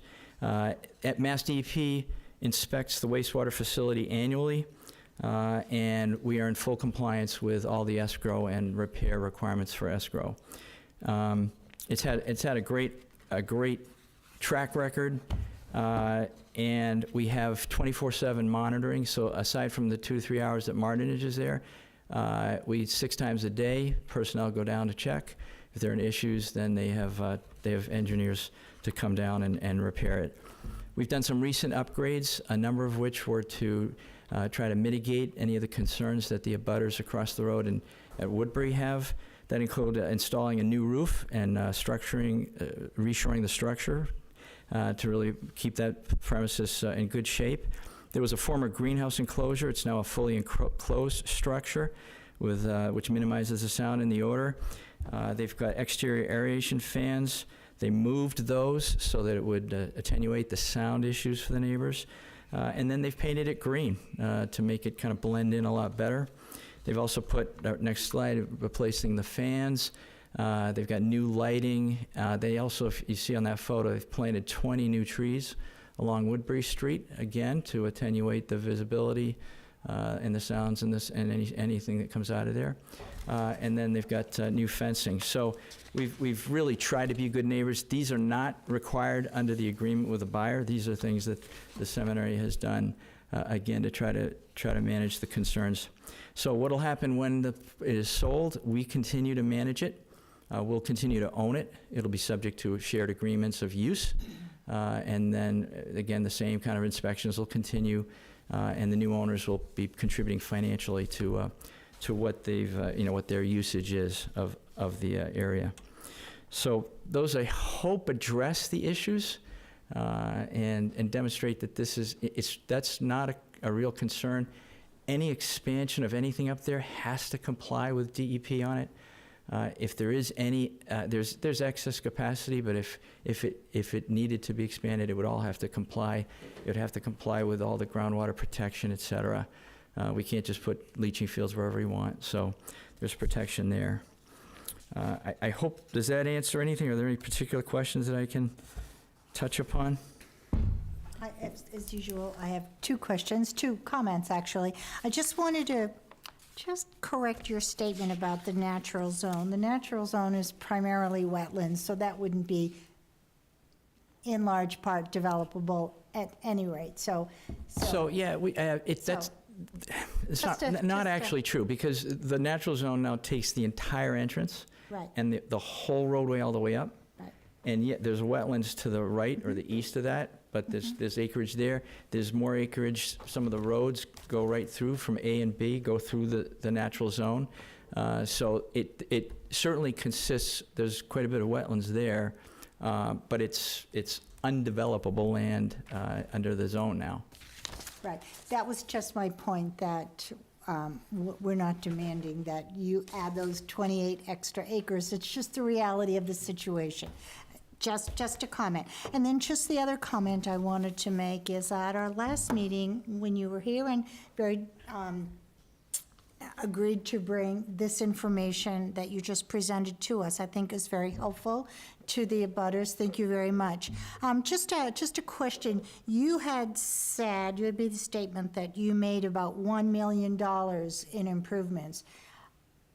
Were there other things, or did that pretty much cover the $1 million? I would have to get that confirmed, but I think that those are the improvements that were made in that cost point. That's my understanding. Okay. And would you say they were effective? Like you mentioned replacing the greenhouse, did that control noise, odor, things of that nature? Was that? That's the goal. I don't have personal knowledge as to what the result is, but that's part of the purpose for doing it. Thank you, Merwin. Could I just add, after the last meeting, the board also asked that we find out what we had on hand. As noted in with the Board of Health, as noted, the engineering firm consultants do provide copies of all their reports and all their inspections to the local Board of Health as a courtesy. It's not, the Board of Health doesn't control it. What controls is the state, and DEP gets those as well and reviews them, and it does their own annual inspection.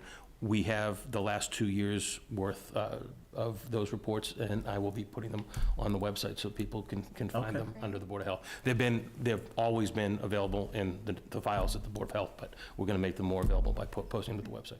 So Is there ever a response from the Mass DEP on those, or have there been any violations, concerns, issues, or is what they submit? I mean, they're submitting that I passed inspection, or it had an issue and they've corrected it, but I haven't gone through all the reports, but Well, that'll be good to get on the DEP website. is Helpful.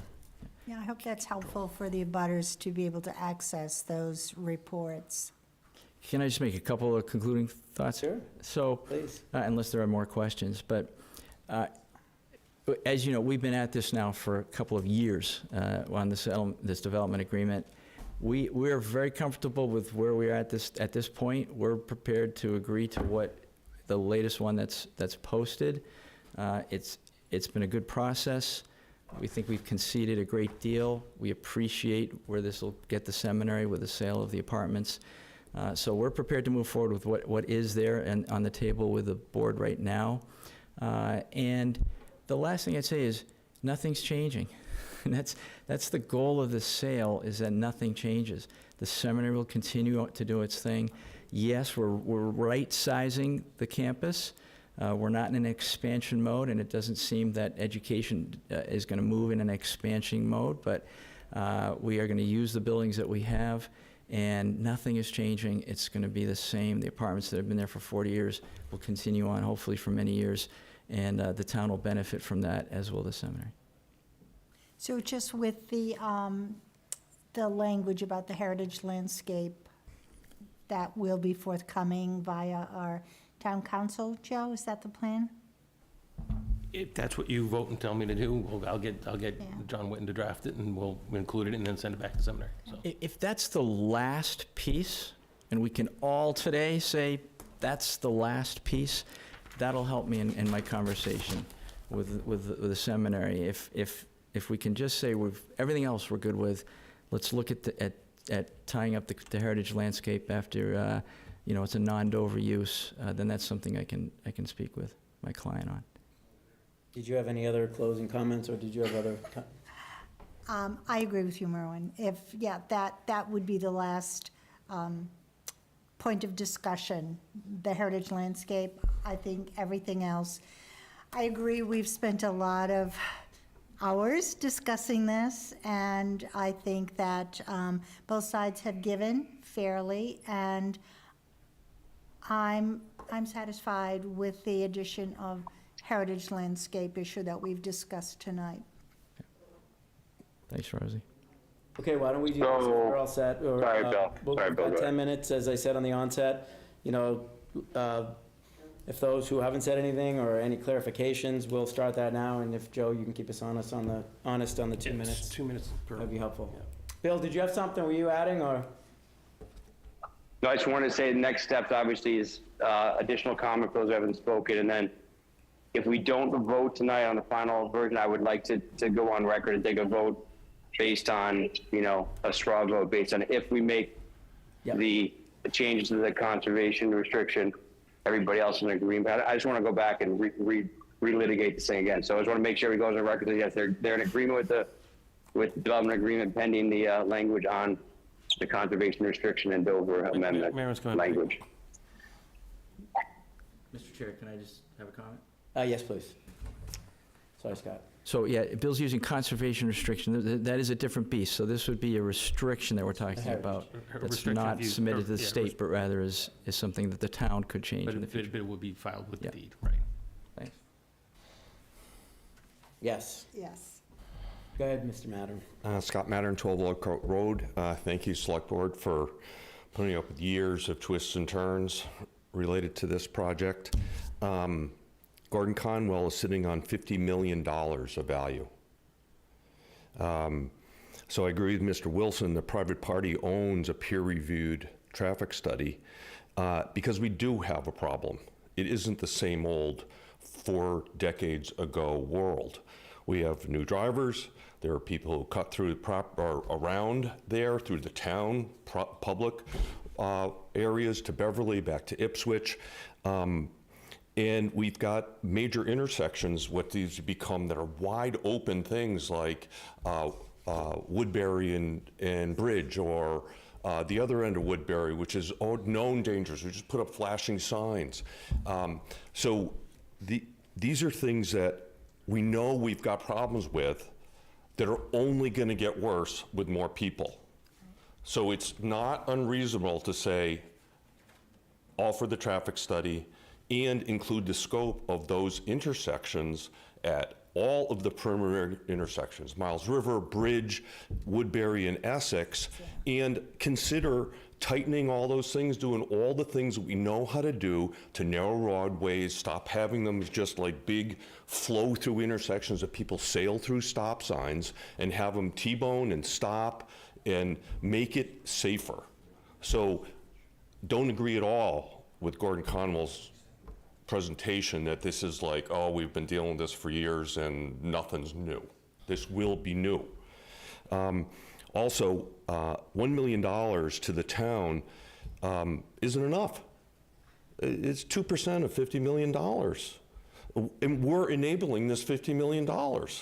So I don't agree with that at all. Whatever you come up with, I believe should be put into a fund to save for school capital expenses, because the epicenter of so much of this debate has been about pilot or not pilot programs, formalized or not formalized. We've had committees over decades going over all this stuff. So please, Pick up on that too as we go. Thank you. put it in a fund that we can use for town needs. Can I just make a comment among the board here for 1 second? That regardless of the donation or the Kind of running payment. into the 10 minutes, so I'd rather keep track of all the comments, come back to us. And Okay, all right. Just 'cause- I just want to make a comment about, to you after. yeah, we'll save time for that. I just want to Sorry. control the public comment sector. Yes, and he already spoke, so I think that's great, just to give other people another time.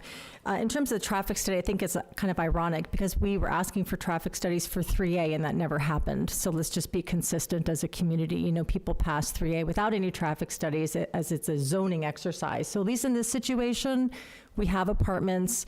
It may not be a perfect traffic study, but we know that those apartments exist.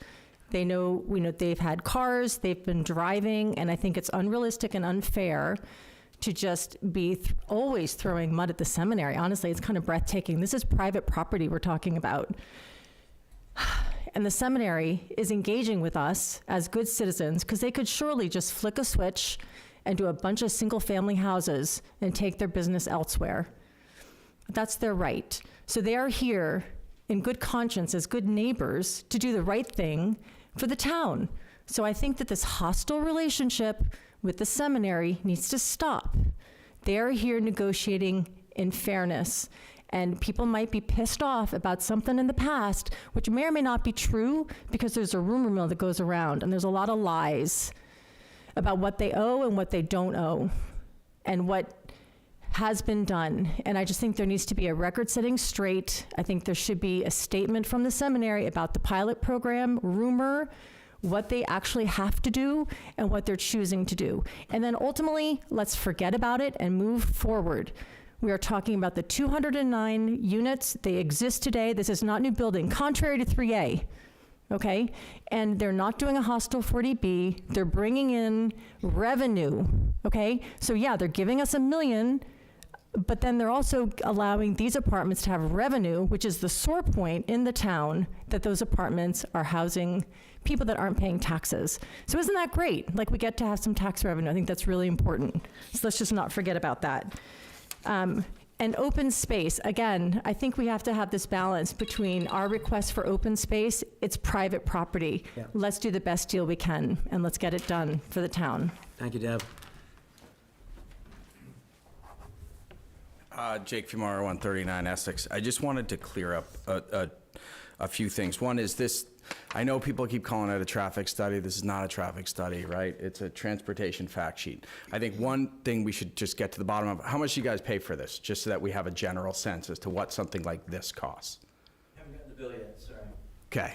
When you get the bill, I'm sure you'll tell us all. Email me, I'll email everyone and let them know. This is one piece of a traffic study, right? What a traffic study is going to analyze, they're going to take this data and then analyze the speed limits on Essex Street, on all the streets around it. Should there be speed bumps inside of the site? Things like that. Should there be sidewalks? Things like that.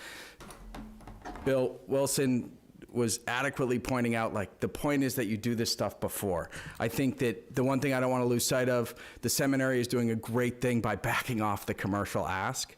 And it's great. And I think that's a huge step forward, at least for me. And I'm going to talk to all my neighbors about that. I think that's a great step forward. I think I think we're on the right track with the wastewater treatment plant. I really push you to give the consultant and let people have like an open house down there. I'll come down, I'll walk through it and see what it looks like, talk with the consultant, read the reports, all that stuff. But I think on the traffic study, I just want to be clear. This is not a traffic study. This is one piece of a traffic study. And this is just, and I'm not saying this is wrong. This is, let's assume this is right. Great, we have one piece of multiple pieces of the traffic study. So I think keep going, but it's evaluating the speed limits on the roads, including Essex Street and Miles River and all those other streets.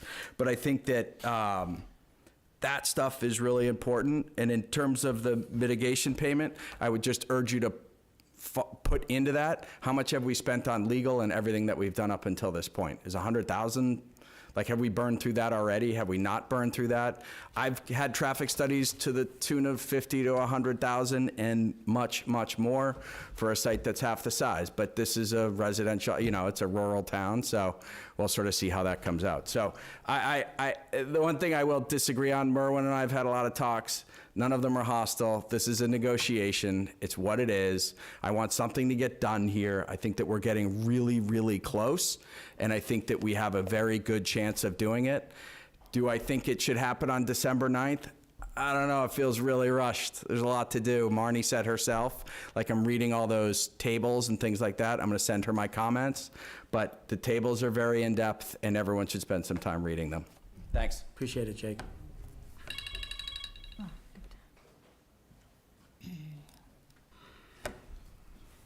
John Despic, 195 Woodbury. My question is, what is the assumption the town has made in terms of the number of school kids in the apartments, and what is the cost per kid per year? Do we know that? No. Is that not an important factor? I mean, is there a way of finding out? That's my question. There hasn't been we have one on the line too. We don't answer to our public comment. So yeah. My point is, if we're going to get $500,000 in tax revenue, and there are 200 families, I'm thinking there might easily be 75 to 100 kids. 100 kids times $20,000 a year is $1 million. So we're underwater if that's the case. Any development's going to put children in schools that has capacities. We've asked FinCom to do some numbers before town meeting, but it's, once again, the units exist now. Kids have been in the school for now. We're not receiving any money from so if we survive with that, we're only going to be better positioned for the tax revenue. But Yeah, in total time. Well, we're pretty much over. Any You got one- other, You got one more online. Then we'll take it back. Anybody else? One more online? Online, John says. Okay. Thank you, Board. I'm John Sissel. I live on Essex Street in Hamilton. I've just recently moved into the community. I will disclose also that I am a trustee at the seminary, so I'm now a neighbor and a citizen of the town. I've been working with Myron and the team in the background as a trustee, and I just have a comment on the transportation analysis. It sounds as though what we tried to do with Howard Stein Hudson was to look at a high watermark benchmark of history of the seminary and then show that its current use is significantly less and that the infrastructure inside the campus supports what we have. And even if we grew significantly, we would never come close to the history. I'm hearing from the neighbors and others, though, that if the town has changed around us and we have cut-throughs or other traffic impact, obviously the seminary can cooperate and is trying to, but we obviously are not going to control things outside of our campus, right? We're only sharing what is inside historically, what it is currently, and what it could be based on the planning board. So I just wanted to mention that. Obviously, if there's changes going on in the town or need for safety, because that's something the seminary is always advocating also. We want a safe environment for the community and the neighborhood.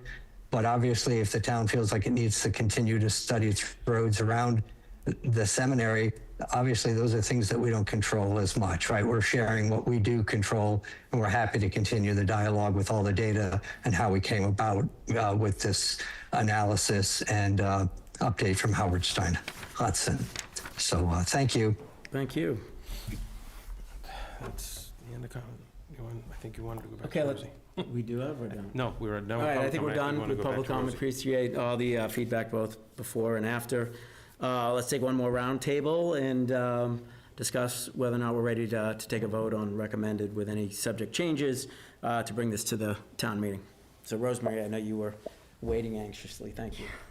I just had a comment. I wanted to comment on the payments from Gordon Conwell.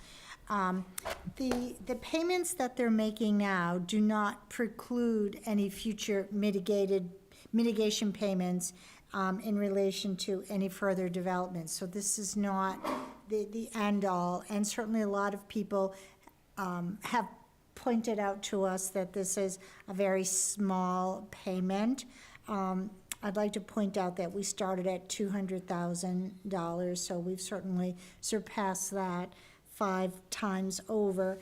And again, we will be cognizant of costs in the future, and we will take mitigation payments into consideration when and if any new developments come into fruition. Okay. Bill, are you with us? Did you have anything, Bill Olson? Yeah. Ben? Yeah, I just had a couple things to add. Okay, Bill. Can you hear me? Yes. All right, so number one is, yes, I agree with Rosemary, where any further development on the property would require a special permit, which would require a site plan review, which would require a traffic study, and a review of any improvements, which would be the burden of the developer, not the burden of the town. So that is the concept we're moving forward on. But I do think we should put some money into this thing. So I know Mario's not going to want to give up more money, but it probably makes sense to add $20,000 to the $100,000 to pay for a traffic study. And that's the one thing that's going to get us over the threshold. I'm hoping the seminary's not going to push back on that. So I'm willing to put that in the development agreement, and then obviously just the it sounds like we're in agreement on the on the other item with the Heritage Landscape. We just have to find language we both agree with. So I'm fine with those two changes, and I think we worked hard to do. So I would like to have a straw vote tonight to make sure that, and go on record that we're not looking for anything other than those two changes. And we'll vote next week once those changes are made, or next meeting. Ben? Yeah, thank you all for the rich discussion and the detail. Marilyn, I know last time you came in, we gave you quite the long list of to-dos, and so you've clearly been very busy over the past 2 weeks coming back with all this data and intelligence. So really appreciate the thoughtfulness and the attention to detail. So, you know, those items last time were sort of around the wastewater treatment, around traffic, around public access. You know, those seem to be the three main recurring themes that would have had an outsized impact on the abutters. I think the rest of the issues, you know, as we've been in discussion over the past couple of months about the net benefits to the town, I think where I'm at in my mind is, you know, I agree with kind of what Bill Olson just put on the table. I think that's a reasonable ask to get us to a place where we have more confidence and more certainty about the impacts, you know, through the campus, along the public frontages and at the major intersections, you know, surrounding the campus, and how this potential change could affect us. So I think, Joe, do we have a legal review lined up as well? Once we have all the uses from the zoning, from the planning board? Yeah, once the planning board finalizes its zoning, it'll be reviewed by town council, as all zoning usually is, before it gets put before the town meeting. Right.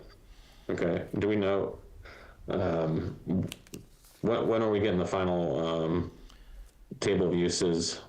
The planning board's hearing is tomorrow night, and I think their intent is to wrap up on November 4th, so we would send it to council at that point, and make sure a review is completed before the warrant is put out less than 2 weeks later.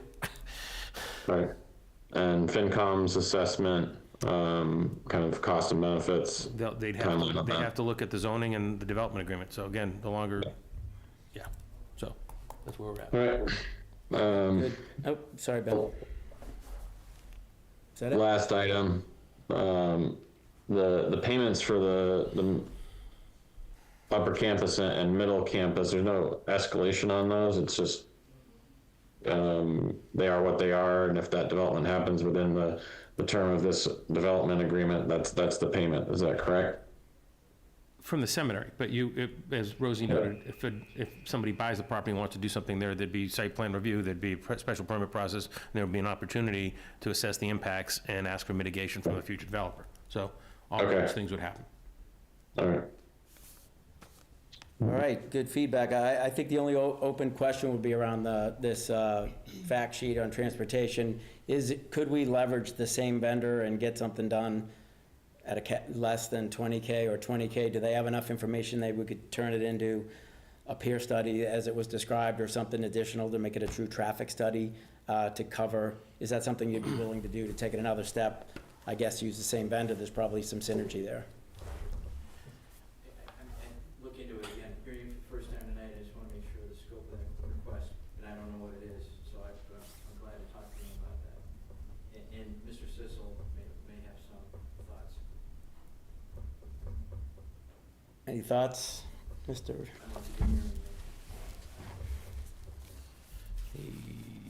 I don't know that John could hear the full. Yep, I heard it. Thank you. Okay. I'm sorry, I was just demuting myself. I think, again, the seminary is very concerned, as you are, that this is done right and that there's safety in mind. The types of things that I heard from the neighbor are all based on increasing external traffic. And yes, the seminary's peak traffic historically was much more than it will be when this apartment is sold. The increase is de minimis, but your request is not unusual. And I think Howard Stein Hudson, we could work with the town to figure out what the scope of a continuous study is. I think the future is right. You're right on the special permit, meaning when and if something ever happens beyond the sale of the apartments, that's when there's going to be a deeper dive relative to transportation studies, if there was going to be an increase over what we're doing today. But if it's around safety and there's concerns of safety, I think that's a fair request to look at that a little deeper. And Myron, it's just a matter of agreeing to the town on some sort of a number. And the number that's being bantered about is probably more than sufficient to cover that kind of additional review.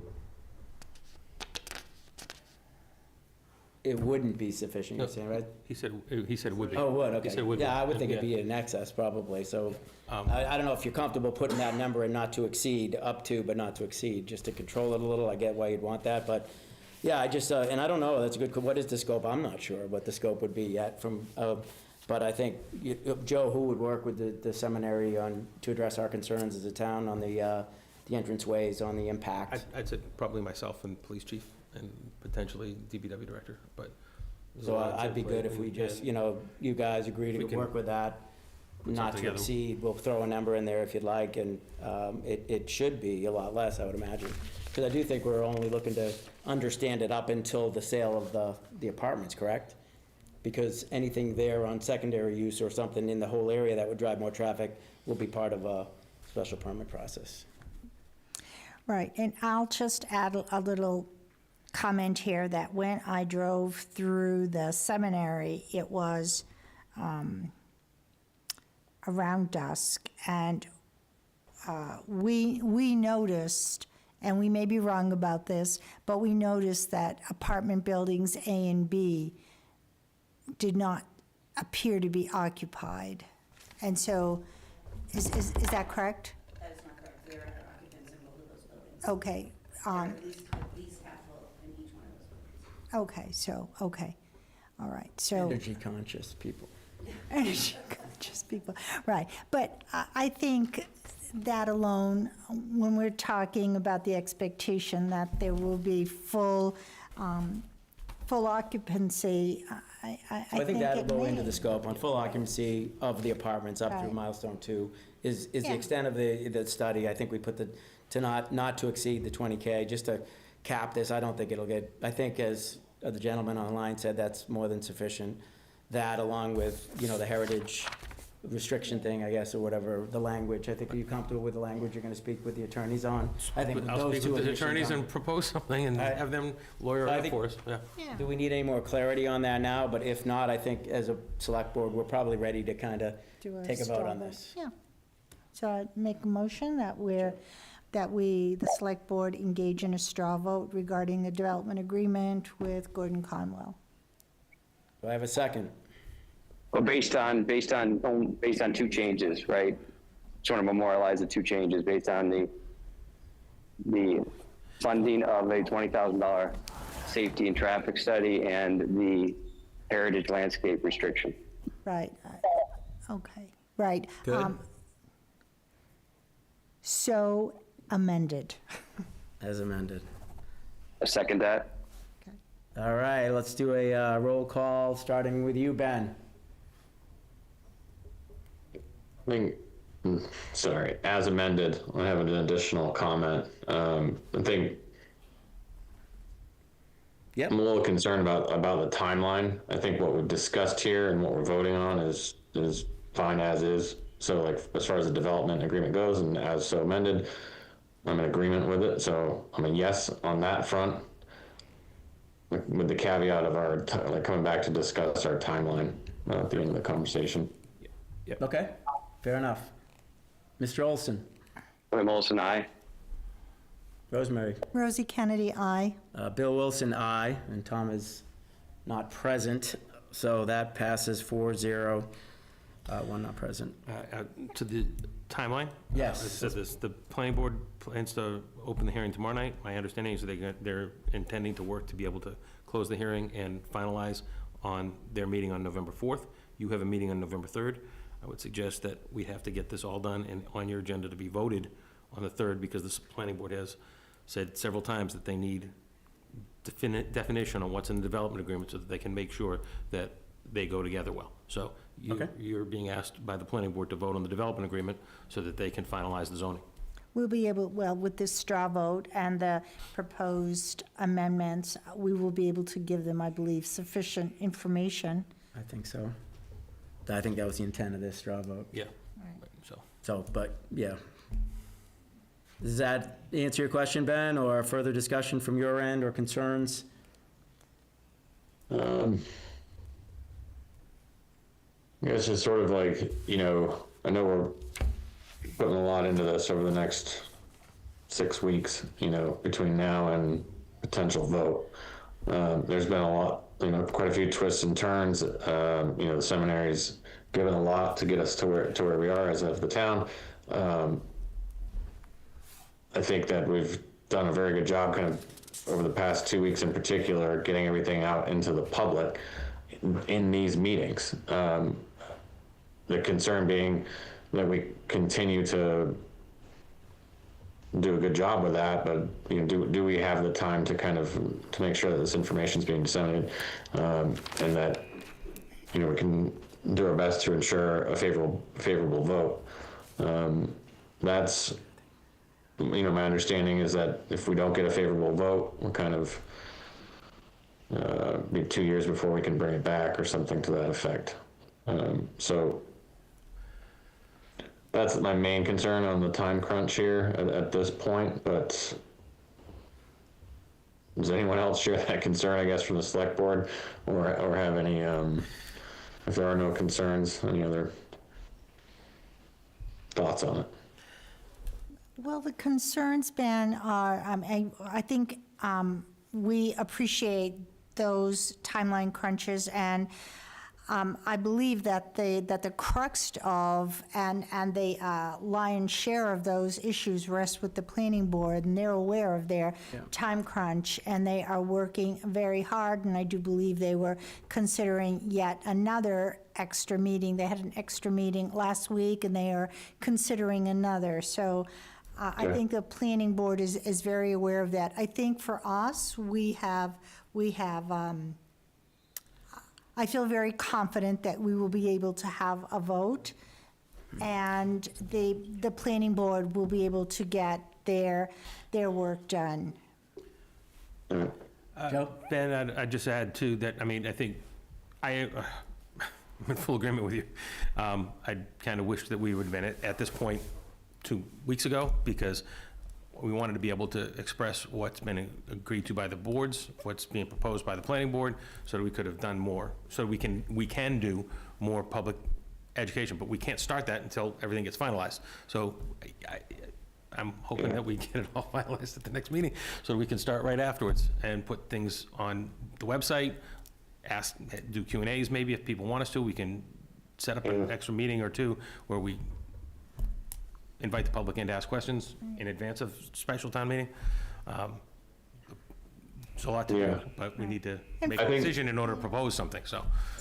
Right, I think that's, like, once you have the legal review kind of like finalized, we know that the documents mesh well together. Once you have the FinCom analysis on cost benefit and being able to, you know, articulate the road that's been traveled, you know, and especially if we end up making a favorable recommendation, you know, just being able to create that space and that opportunity, you know, between kind of the middle of November and December 9th would seem prudent. But the planning board has a calendar of meetings and events, and they've added, it sounds like, and they're comfortable that they can. So, yeah, no, I wish we had another month buffer as well, but I think a lot has been done, and now the work to be done is finalized through the planning board, and then get the, you know, educate the general public, as I think Ben put it. Well, just for one last, I know people have asked about, you know, why are we trying to get this done by December 9th? And in my mind, there were two reasons. One, we were approached by the seminary because the purchase and sale agreement with the proposed apartment developer has a sunset. It's going to end at a certain point, and they wanted to get this done before that so that they could keep that deal in place. The other thing was kind of to initiate what we got tonight, which was moving toward a decision, because without a date when everything has to happen, we've been just rolling along for the last 2 or 3 years, and it was time to set a date. Okay, we're gonna make a decision by this date, or we're not going to. So those were the two reasons that the date was picked and pushed, and yes, we knew we had a short time frame when we did it, but I think the idea was to get us to decision points so that we'd have an actual proposal to propose. Good. All right. I think lastly then, like, just, you know, and I don't know if it's possible just with the exact timelines, but even if it's kind of some scenario analysis from FinCom before we vote would be helpful. So I don't know if there's something we can do there. They have a meeting on the 29th. I'll share with them what we've done tonight and the latest version of the overlay district that we have from the planning board. Again, it will be it'll be a little bit subjective based on what they have in front of them, but even if it's directional, you know, and scenario based, that gives us something to kind of bounce off of before we take final vote. So that'd be helpful from my perspective. All right, good input, Ben, thank you. All right, with that said, I think we're ready to go to the next agenda item. If anyone Here we are. wants Mr. to stay, they're more than August, welcome to, or if they'd like to take Mr. August has 30 been waiting seconds. patiently. And Yes. so is Mr. Melville somewhere. So, So do I have, Bill August is here. Sir, thank you for Alright. bearing with us.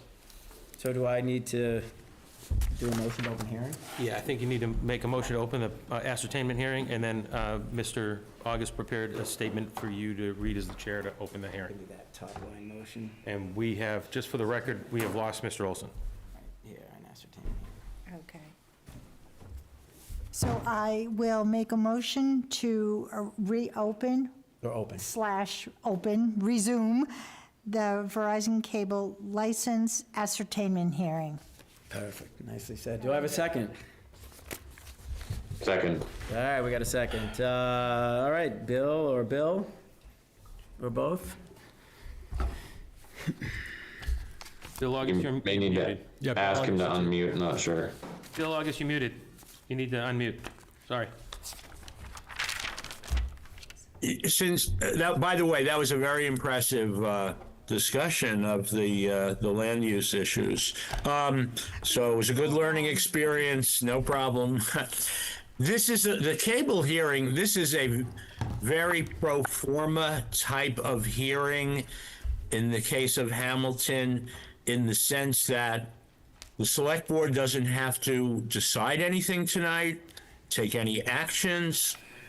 At an ascertainment hearing, unlike a final hearing where you vote on approval, but on an initial hearing, which we just have to get under our belts, it's just to allow, it's an important purpose, but our only statutory duty is to listen, because the statute says we have to allow the public an opportunity to be heard on the pending town needs for a Verizon license renewal. So there's no heavy lifting, no actions need to be taken.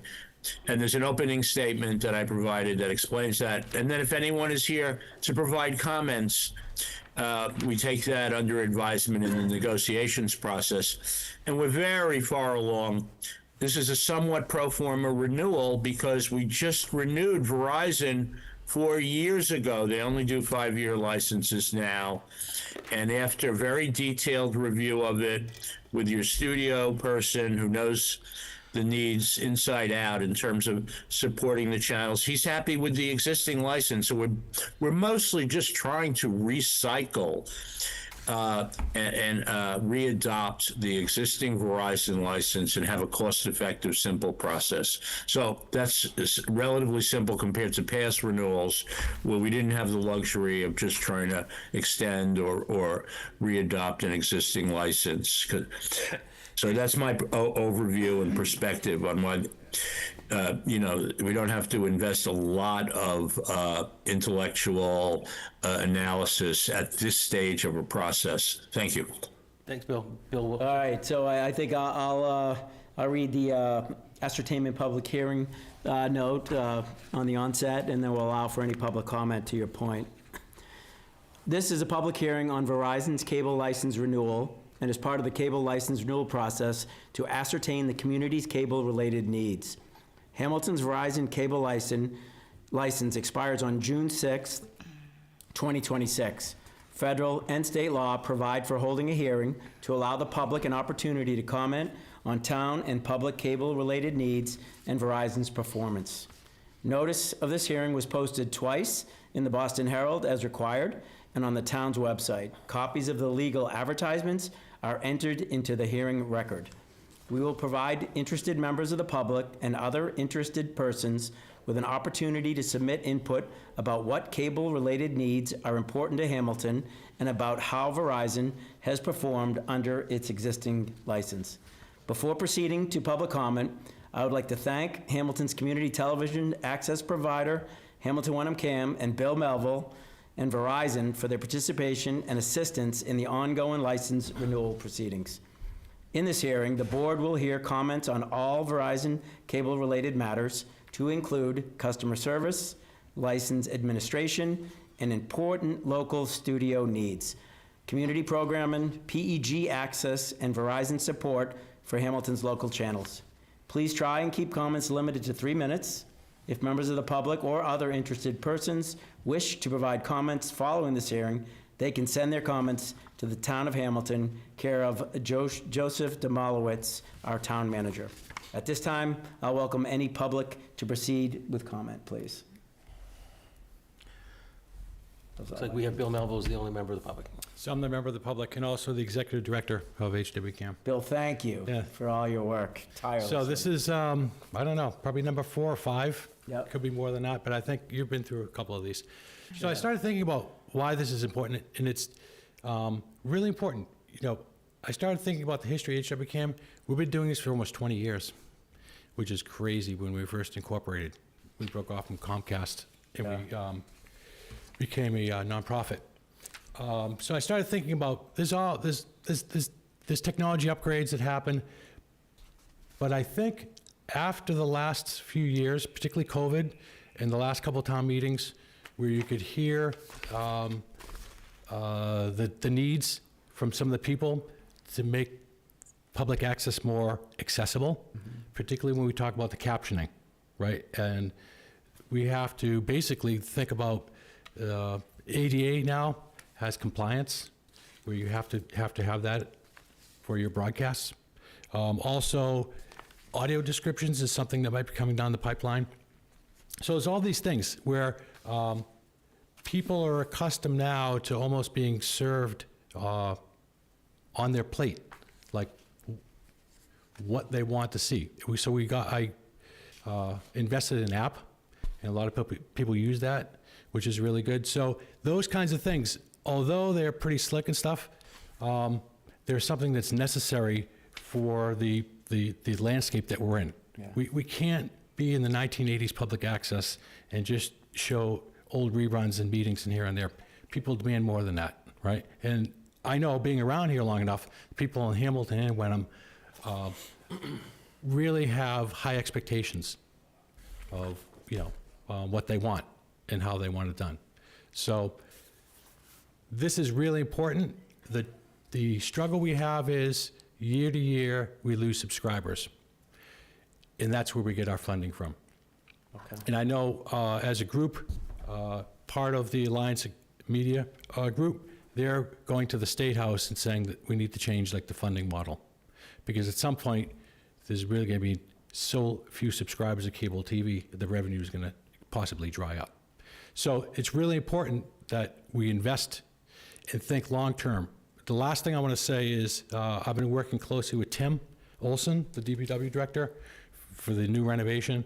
And I'm looking at this as a way to really show off the new renovation, and also the latest and greatest technology that we can provide for that space. Excellent.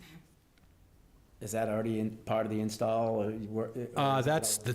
That's would be next year's budget. I have price quotes for basically what I'd like to do. When I went to the conference last year in April in Las Vegas, I sat down with some resellers of this. Basically, it's Ross, who is a high-end TV broadcast production company. They make very expensive equipment, but they have this stuff that's to be localized, where it's called the quorum, where you would be in the production room of the town hall, and you'd have a view of the meeting space, and every person that's sitting here would have their picture. So it's set up to eventually be voice activated, where the camera would go to you. Call you? Yeah. But at this point, it's just going to be, I'll see Bill Olson, press on you, the camera goes to you, right? I'll see someone else, press there. Cool. Yeah, so it's going to be really good. Also be able to put up agendas, talking points, all those kinds of things. So to really bring it up to the, Can or should we outfit other rooms, or do you think, we're here? Well, I mean, that's, I think this was a good investment. Yeah, I think so, too. Here, because it's a nice space. It depends. I did a meeting for Wenham at the museum, so that's doable. Yeah. So, I mean, You can be mobile and. you can be, set up. you know, the technology's there where you can be mobile. I think the addition of that, having the town hall back will be huge. Yeah, it's good. It's a 50, Back it's up, a yeah. 50-foot room. It's huge. Yeah, So it's that going to be sounds- great. Awesome, good, that's great, that's Yeah. a good update, appreciate it. Okay. Can I make a couple of closing remarks too? Sure, Bill, Yep. brief. Even though I was saying how, you know, we have a very strong license now, and it's, you know, we basically want to just continue it. I want to applaud Bill Melville for emphasizing the importance of this kind of service. So, you know, we are careful about it. And to support that, we already have a commitment from Verizon in the negotiations, and we have a working draft license which should be available shortly. So we're tightening up Verizon has again committed to the maximum funding allowed under the federal cable law for the annual operating budget. So we are in good shape. We're not taking it lightly, even though we're just trying to continue it. The maximum allowed is 5% of Verizon's gross revenues, and that's what they have in the existing license. It's what Comcast has in its license, and it's what Verizon will be doing again in the next renewal license. So we're in good shape in terms of the major financial components. In terms of the capital funding, which is the second bucket of money, there's an operating budget, the 5%, and there's an equipment and capital budget. Verizon will only match or somewhat exceed what Comcast is doing. And this time around, they are exceeding what Comcast is doing on a per subscriber proportional basis. Well, so that sounds good because we're getting a good package. You know, Bill Melville emphasized the numbers are going down because when you're getting 5% of a shrinking subscriber base, 5% may be the maximum, but the pie is reducing. So that's just my overview of the finances. We also have a commitment from Verizon to provide a high definition local channel, which is beyond what the usual local channels are, just standard definition. So it is a strong package. And the last thing I just want to observe in terms of, while on some levels it's easy legally to try to continue an existing license, and it may have sounded like, oh, it's not that important to me. It's more important than ever in the sense that public access, these local channels, you know, we're in an age where you don't even know if the information you're getting on the internet or social media, half of it is from bots or artificial intelligence, and it has very little credibility. But, you know, your local channels, that's authentic, real Hamilton speech, whether it's a meeting or a sporting event, it's the real thing. So that gives it a value in this day and age that I think is, you know, something to really be aware of and see its role. That's all I wanted to say on those Awesome, things. I appreciate that feedback and the work that was done, and I'll echo, you know, compliments, Bill, to you and your team here, you know, at all the meetings before and after and troubleshooting, and I really appreciate all that effort. It's Thank you. behind the scenes, behind the curtain, but it's noticed, and it allows everything that happens to be there in the public's eye, so I appreciate it. And I got to get you back in the studio. Yeah, That's one of the things my goal is. yeah, that'd be good, we Right. go way back. All right, Yeah. any other comments, or we just need to take a vote? Motion to close the hearing? All right, I move that we close the hearing. Oh, Good. Or do I need to? I move that we close the hearing. Yeah.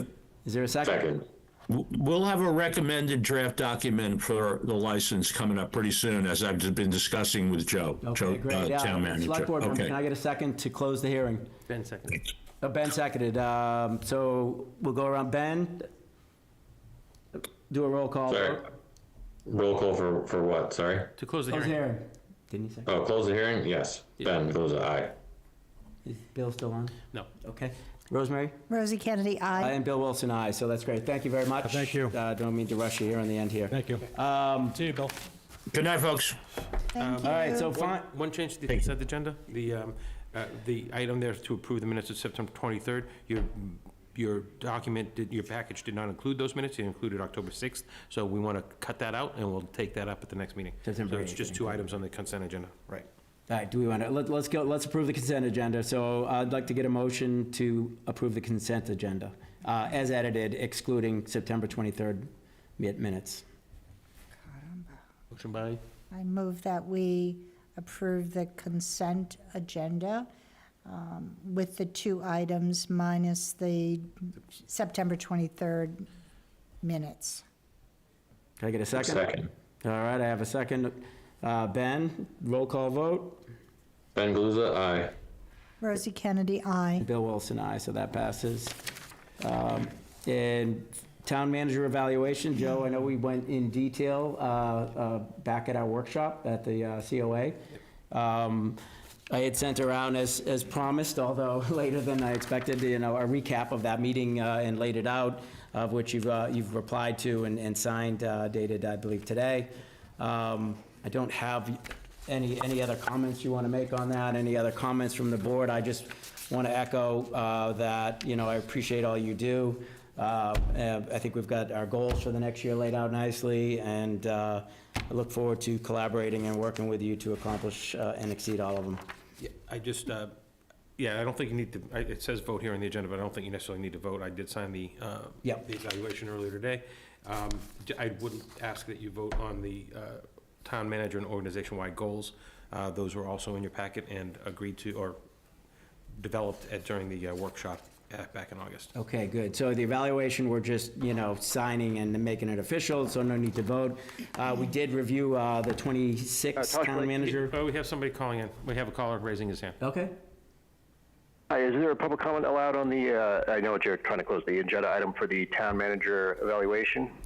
Will you take a comment on that? We didn't vote on anything. Typically, our policy only has us have public comment on an item we vote on. You're welcome to comment on our next one, which is the town manager goals, if that relates. Okay. I guess it does in a sense, but I guess if technically you're approving the town manager report, I assume that's what you're doing. Or was it pre-approved? Because I would like to point out some sort of errors in it that may be of interest to the public. This is Tosh Blake of Sagamore Street, just for anyone listening if you want to know. My comment is requesting that the select board does not accept the town manager evaluation as presented in the current meeting packet, which I reviewed just recently, because it has major errors, misleading to the public, and need to be corrected before endorsement by the board, specifically in sections under general management and communication. For example, 2 glaring falsehoods, among others, says, quote, Joe has a solid technical understanding of municipal law and does a great job explaining the impact of the select board, unquote. And, quote, after a meeting violation, Joe consulted town council. Opinions and recommendations were provided to the select board that allowed for great deliberation on the topic, unquote, from the report. As most of you are likely aware, I made a detailed multi-point complaint at the August 18th Select Board meeting against Town Manager Domolowitz, including timestamp citations of multiple on-the-record lies Joe told the board and the public regarding various issues, including falsely denied public statements he made, and giving false counsel to the board on the legality of certain types of public comments, with Joe directly contradicting without citing Josh, I'm going to material just stop you provided. there, only because this isn't technically a public comment section, so effectively, we're out of our policy right now. I mean, you're welcome to bring that up either in the next section or certainly at public comment on a certain one, that any quotes and things were directly, taking from select board members' comments from their individual feedback that were given, and those were referencing opinions and from the board members on how they worked and collaborated with Joe in each of the items, including the one you're calling out. So welcome to bring that up later, but this isn't the right time to do that. I know this wasn't a vote section. We did have lengthy discussions on the evaluation months ago, which would have been a better time, but you're welcome to make a comment, in a future public comment on that as well. Right. I mean, I did make past comments about these matters. Goals, and I know we've gone through that already. They are in all your packets. Can I get first a motion to approve what we went through over the last couple of meetings on town-wide goals that include Joe's goals? And then if there's further discussion after a motion, I'll entertain that. Yep, I move that we accept these 25, 26 goals. Second that. All right, we got a second with Ben. Any further discussion? I know we've gone through them in detail at the last meeting, and they're in your packet now. I think they're really solid and in line and give us a good roadmap to accomplish, you know, what's ahead of us and also things that we're still in the planning phases to accomplish going forward and make our town, you know, efficient and optimize some of the services and things that we do. So with that, we'll do a roll call vote. If there's no further discussion, starting with you, Ben. Ben Galuza, aye. Rosemary. Rosie Kennedy, aye. All right, Bill Wilson, aye. So any comments, since we did vote on that, from anybody on our town-wide goals? All right, hearing none. Budget calendar. We do have a tight deadline on a lot of things, so let's kind of assess our dates and meetings going forward. So we you have in your practice, it's a little broken up the way it prints, Okay. unfortunately. But this lays out the annual town meeting and budget calendar for the coming fiscal year and the April 11th town meeting. Worked on this after the last meeting when the board agreed to move the town meeting to April 11th. And it includes all the meeting dates of the principal committees. There are a couple that still have to be set. The Community Preservation Committee has not set its meeting schedule yet, and neither has the Capital Committee, but the known meetings of the Select Board, Finance and Advisory Committee, and Planning Board are included here. And that gets us to being able to release the warrant on time and have our town meeting have our town meeting and budget discussions as we annually do. Okay, I'm just reading. So this has. And this is a draft, so you guys can propose changes. Are there meetings with the schools in here So and all that? The 5 chairs meetings and the Okay. quintuple boards meetings are also included there. They've Gotcha. already been finalized on the school department side, so we added those dates in. And those are already coordinated with their agendas and Yeah, such? Okay. And are consistent with what we've been doing in the past, over the past 3 or 4 or 5 years. Good. I think this covers it all. I like the color coordination. Any other comments or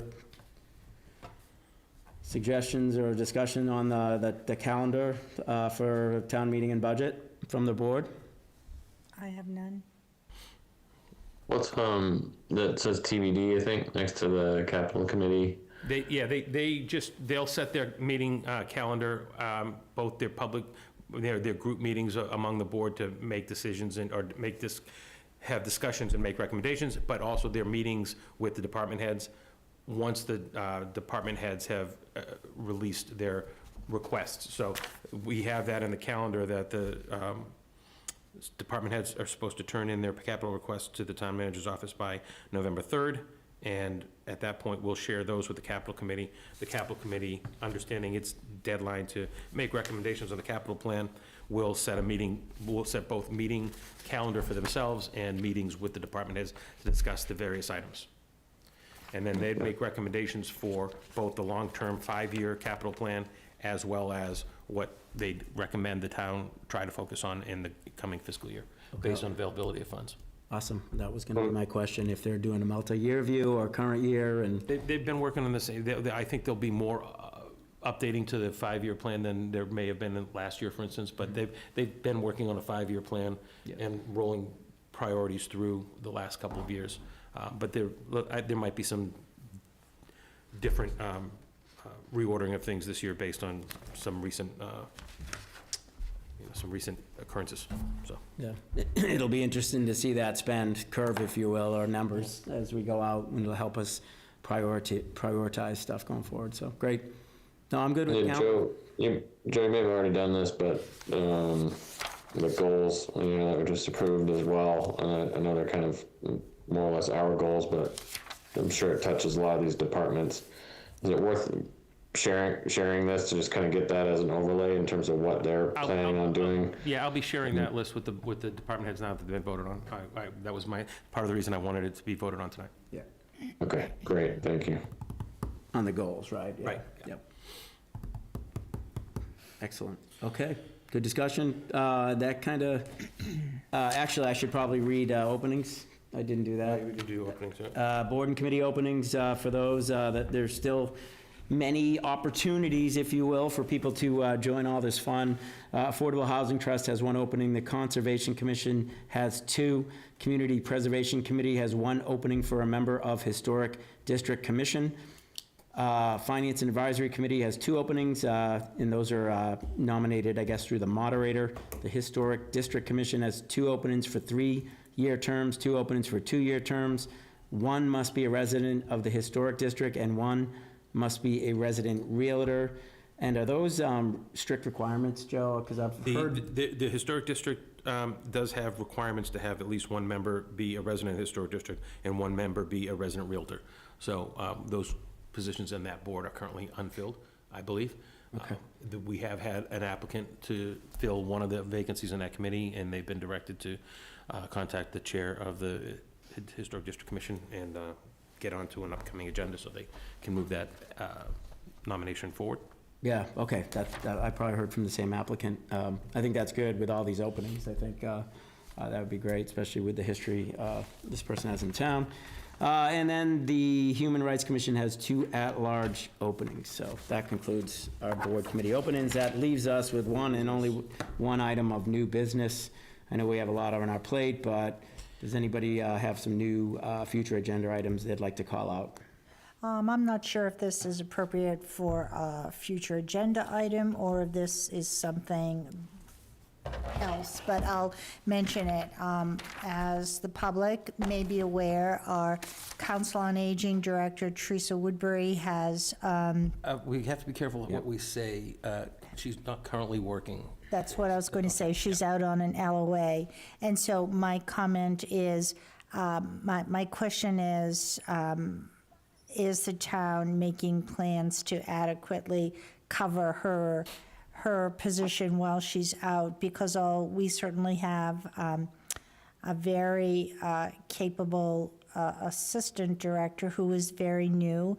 And I know that Teresa has worked for the entire time that she's been here to rebuild our COA program. And I, as the liaison to the COA and as a member of the board of the COA, I want to encourage us to make sure that we are providing the services and fulfilling the needs of our seniors. Teresa Woodbury has worked extremely hard on that, has once again made our COA successful, and if there's anything that I can do to help with that, I'm very welcome to, but I think that should be a priority.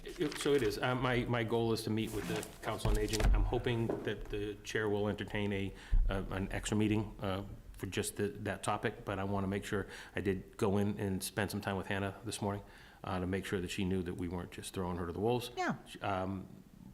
We'll be assisting as much as we can from Town Hall, and then I want to engage the Council on Aging, figure out what other resources we think we can use to support Hannah. There are other things, not necessarily COA related, that Teresa was doing that we're also working to make sure get accomplished by other folks. Approval of various timesheets and things for other folks in that building, et cetera. So I've also already been working on making sure that stuff continues going forward. We're in a little bit of, it'd be difficult to make a long-term decision right away, but we can at least make sure that we're providing support to Hannah and the other people that work in that building, and make sure that we're providing support for the local seniors. So great. I want our seniors to know that we are not abandoning the COA in any sense of the word. Not that I would think for a minute that we were. I just wanted to bring it up as an important topic. All right, thank you. I have, as I've mentioned before, and I know it's going down a path of regionalization. I think it's probably a good opportunity to kind of update this board as well as any public attendees on, the items that are being discussed in there, so we can kind of give a point of view and feedback along with what's being discussed at the table. I think, laying out the goals as you got today, kind of a roadmap of things and how they might layer into future meetings might be a good opportunity. I think we've covered a lot of really good stuff in the items and the goals.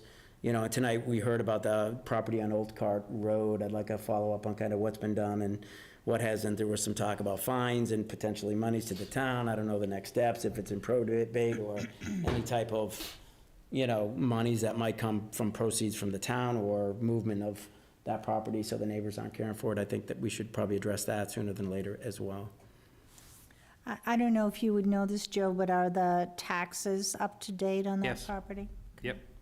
The taxes are up to date. So we'll come back on that one for sure. Well, that's a good part of it too. Yeah. Hey, Ben, did you have any items?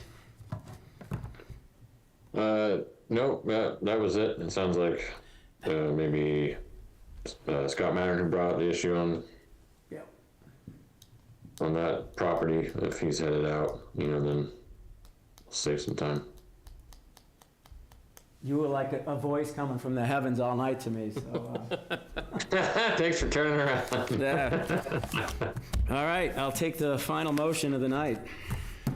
I move that we adjourn. Second. Roll call, Ben. Bengals, aye. Rosie Kennedy, aye. And Bill Wilson's and I don't know if you got when Bill dropped off, for the minutes and. It'll show up in the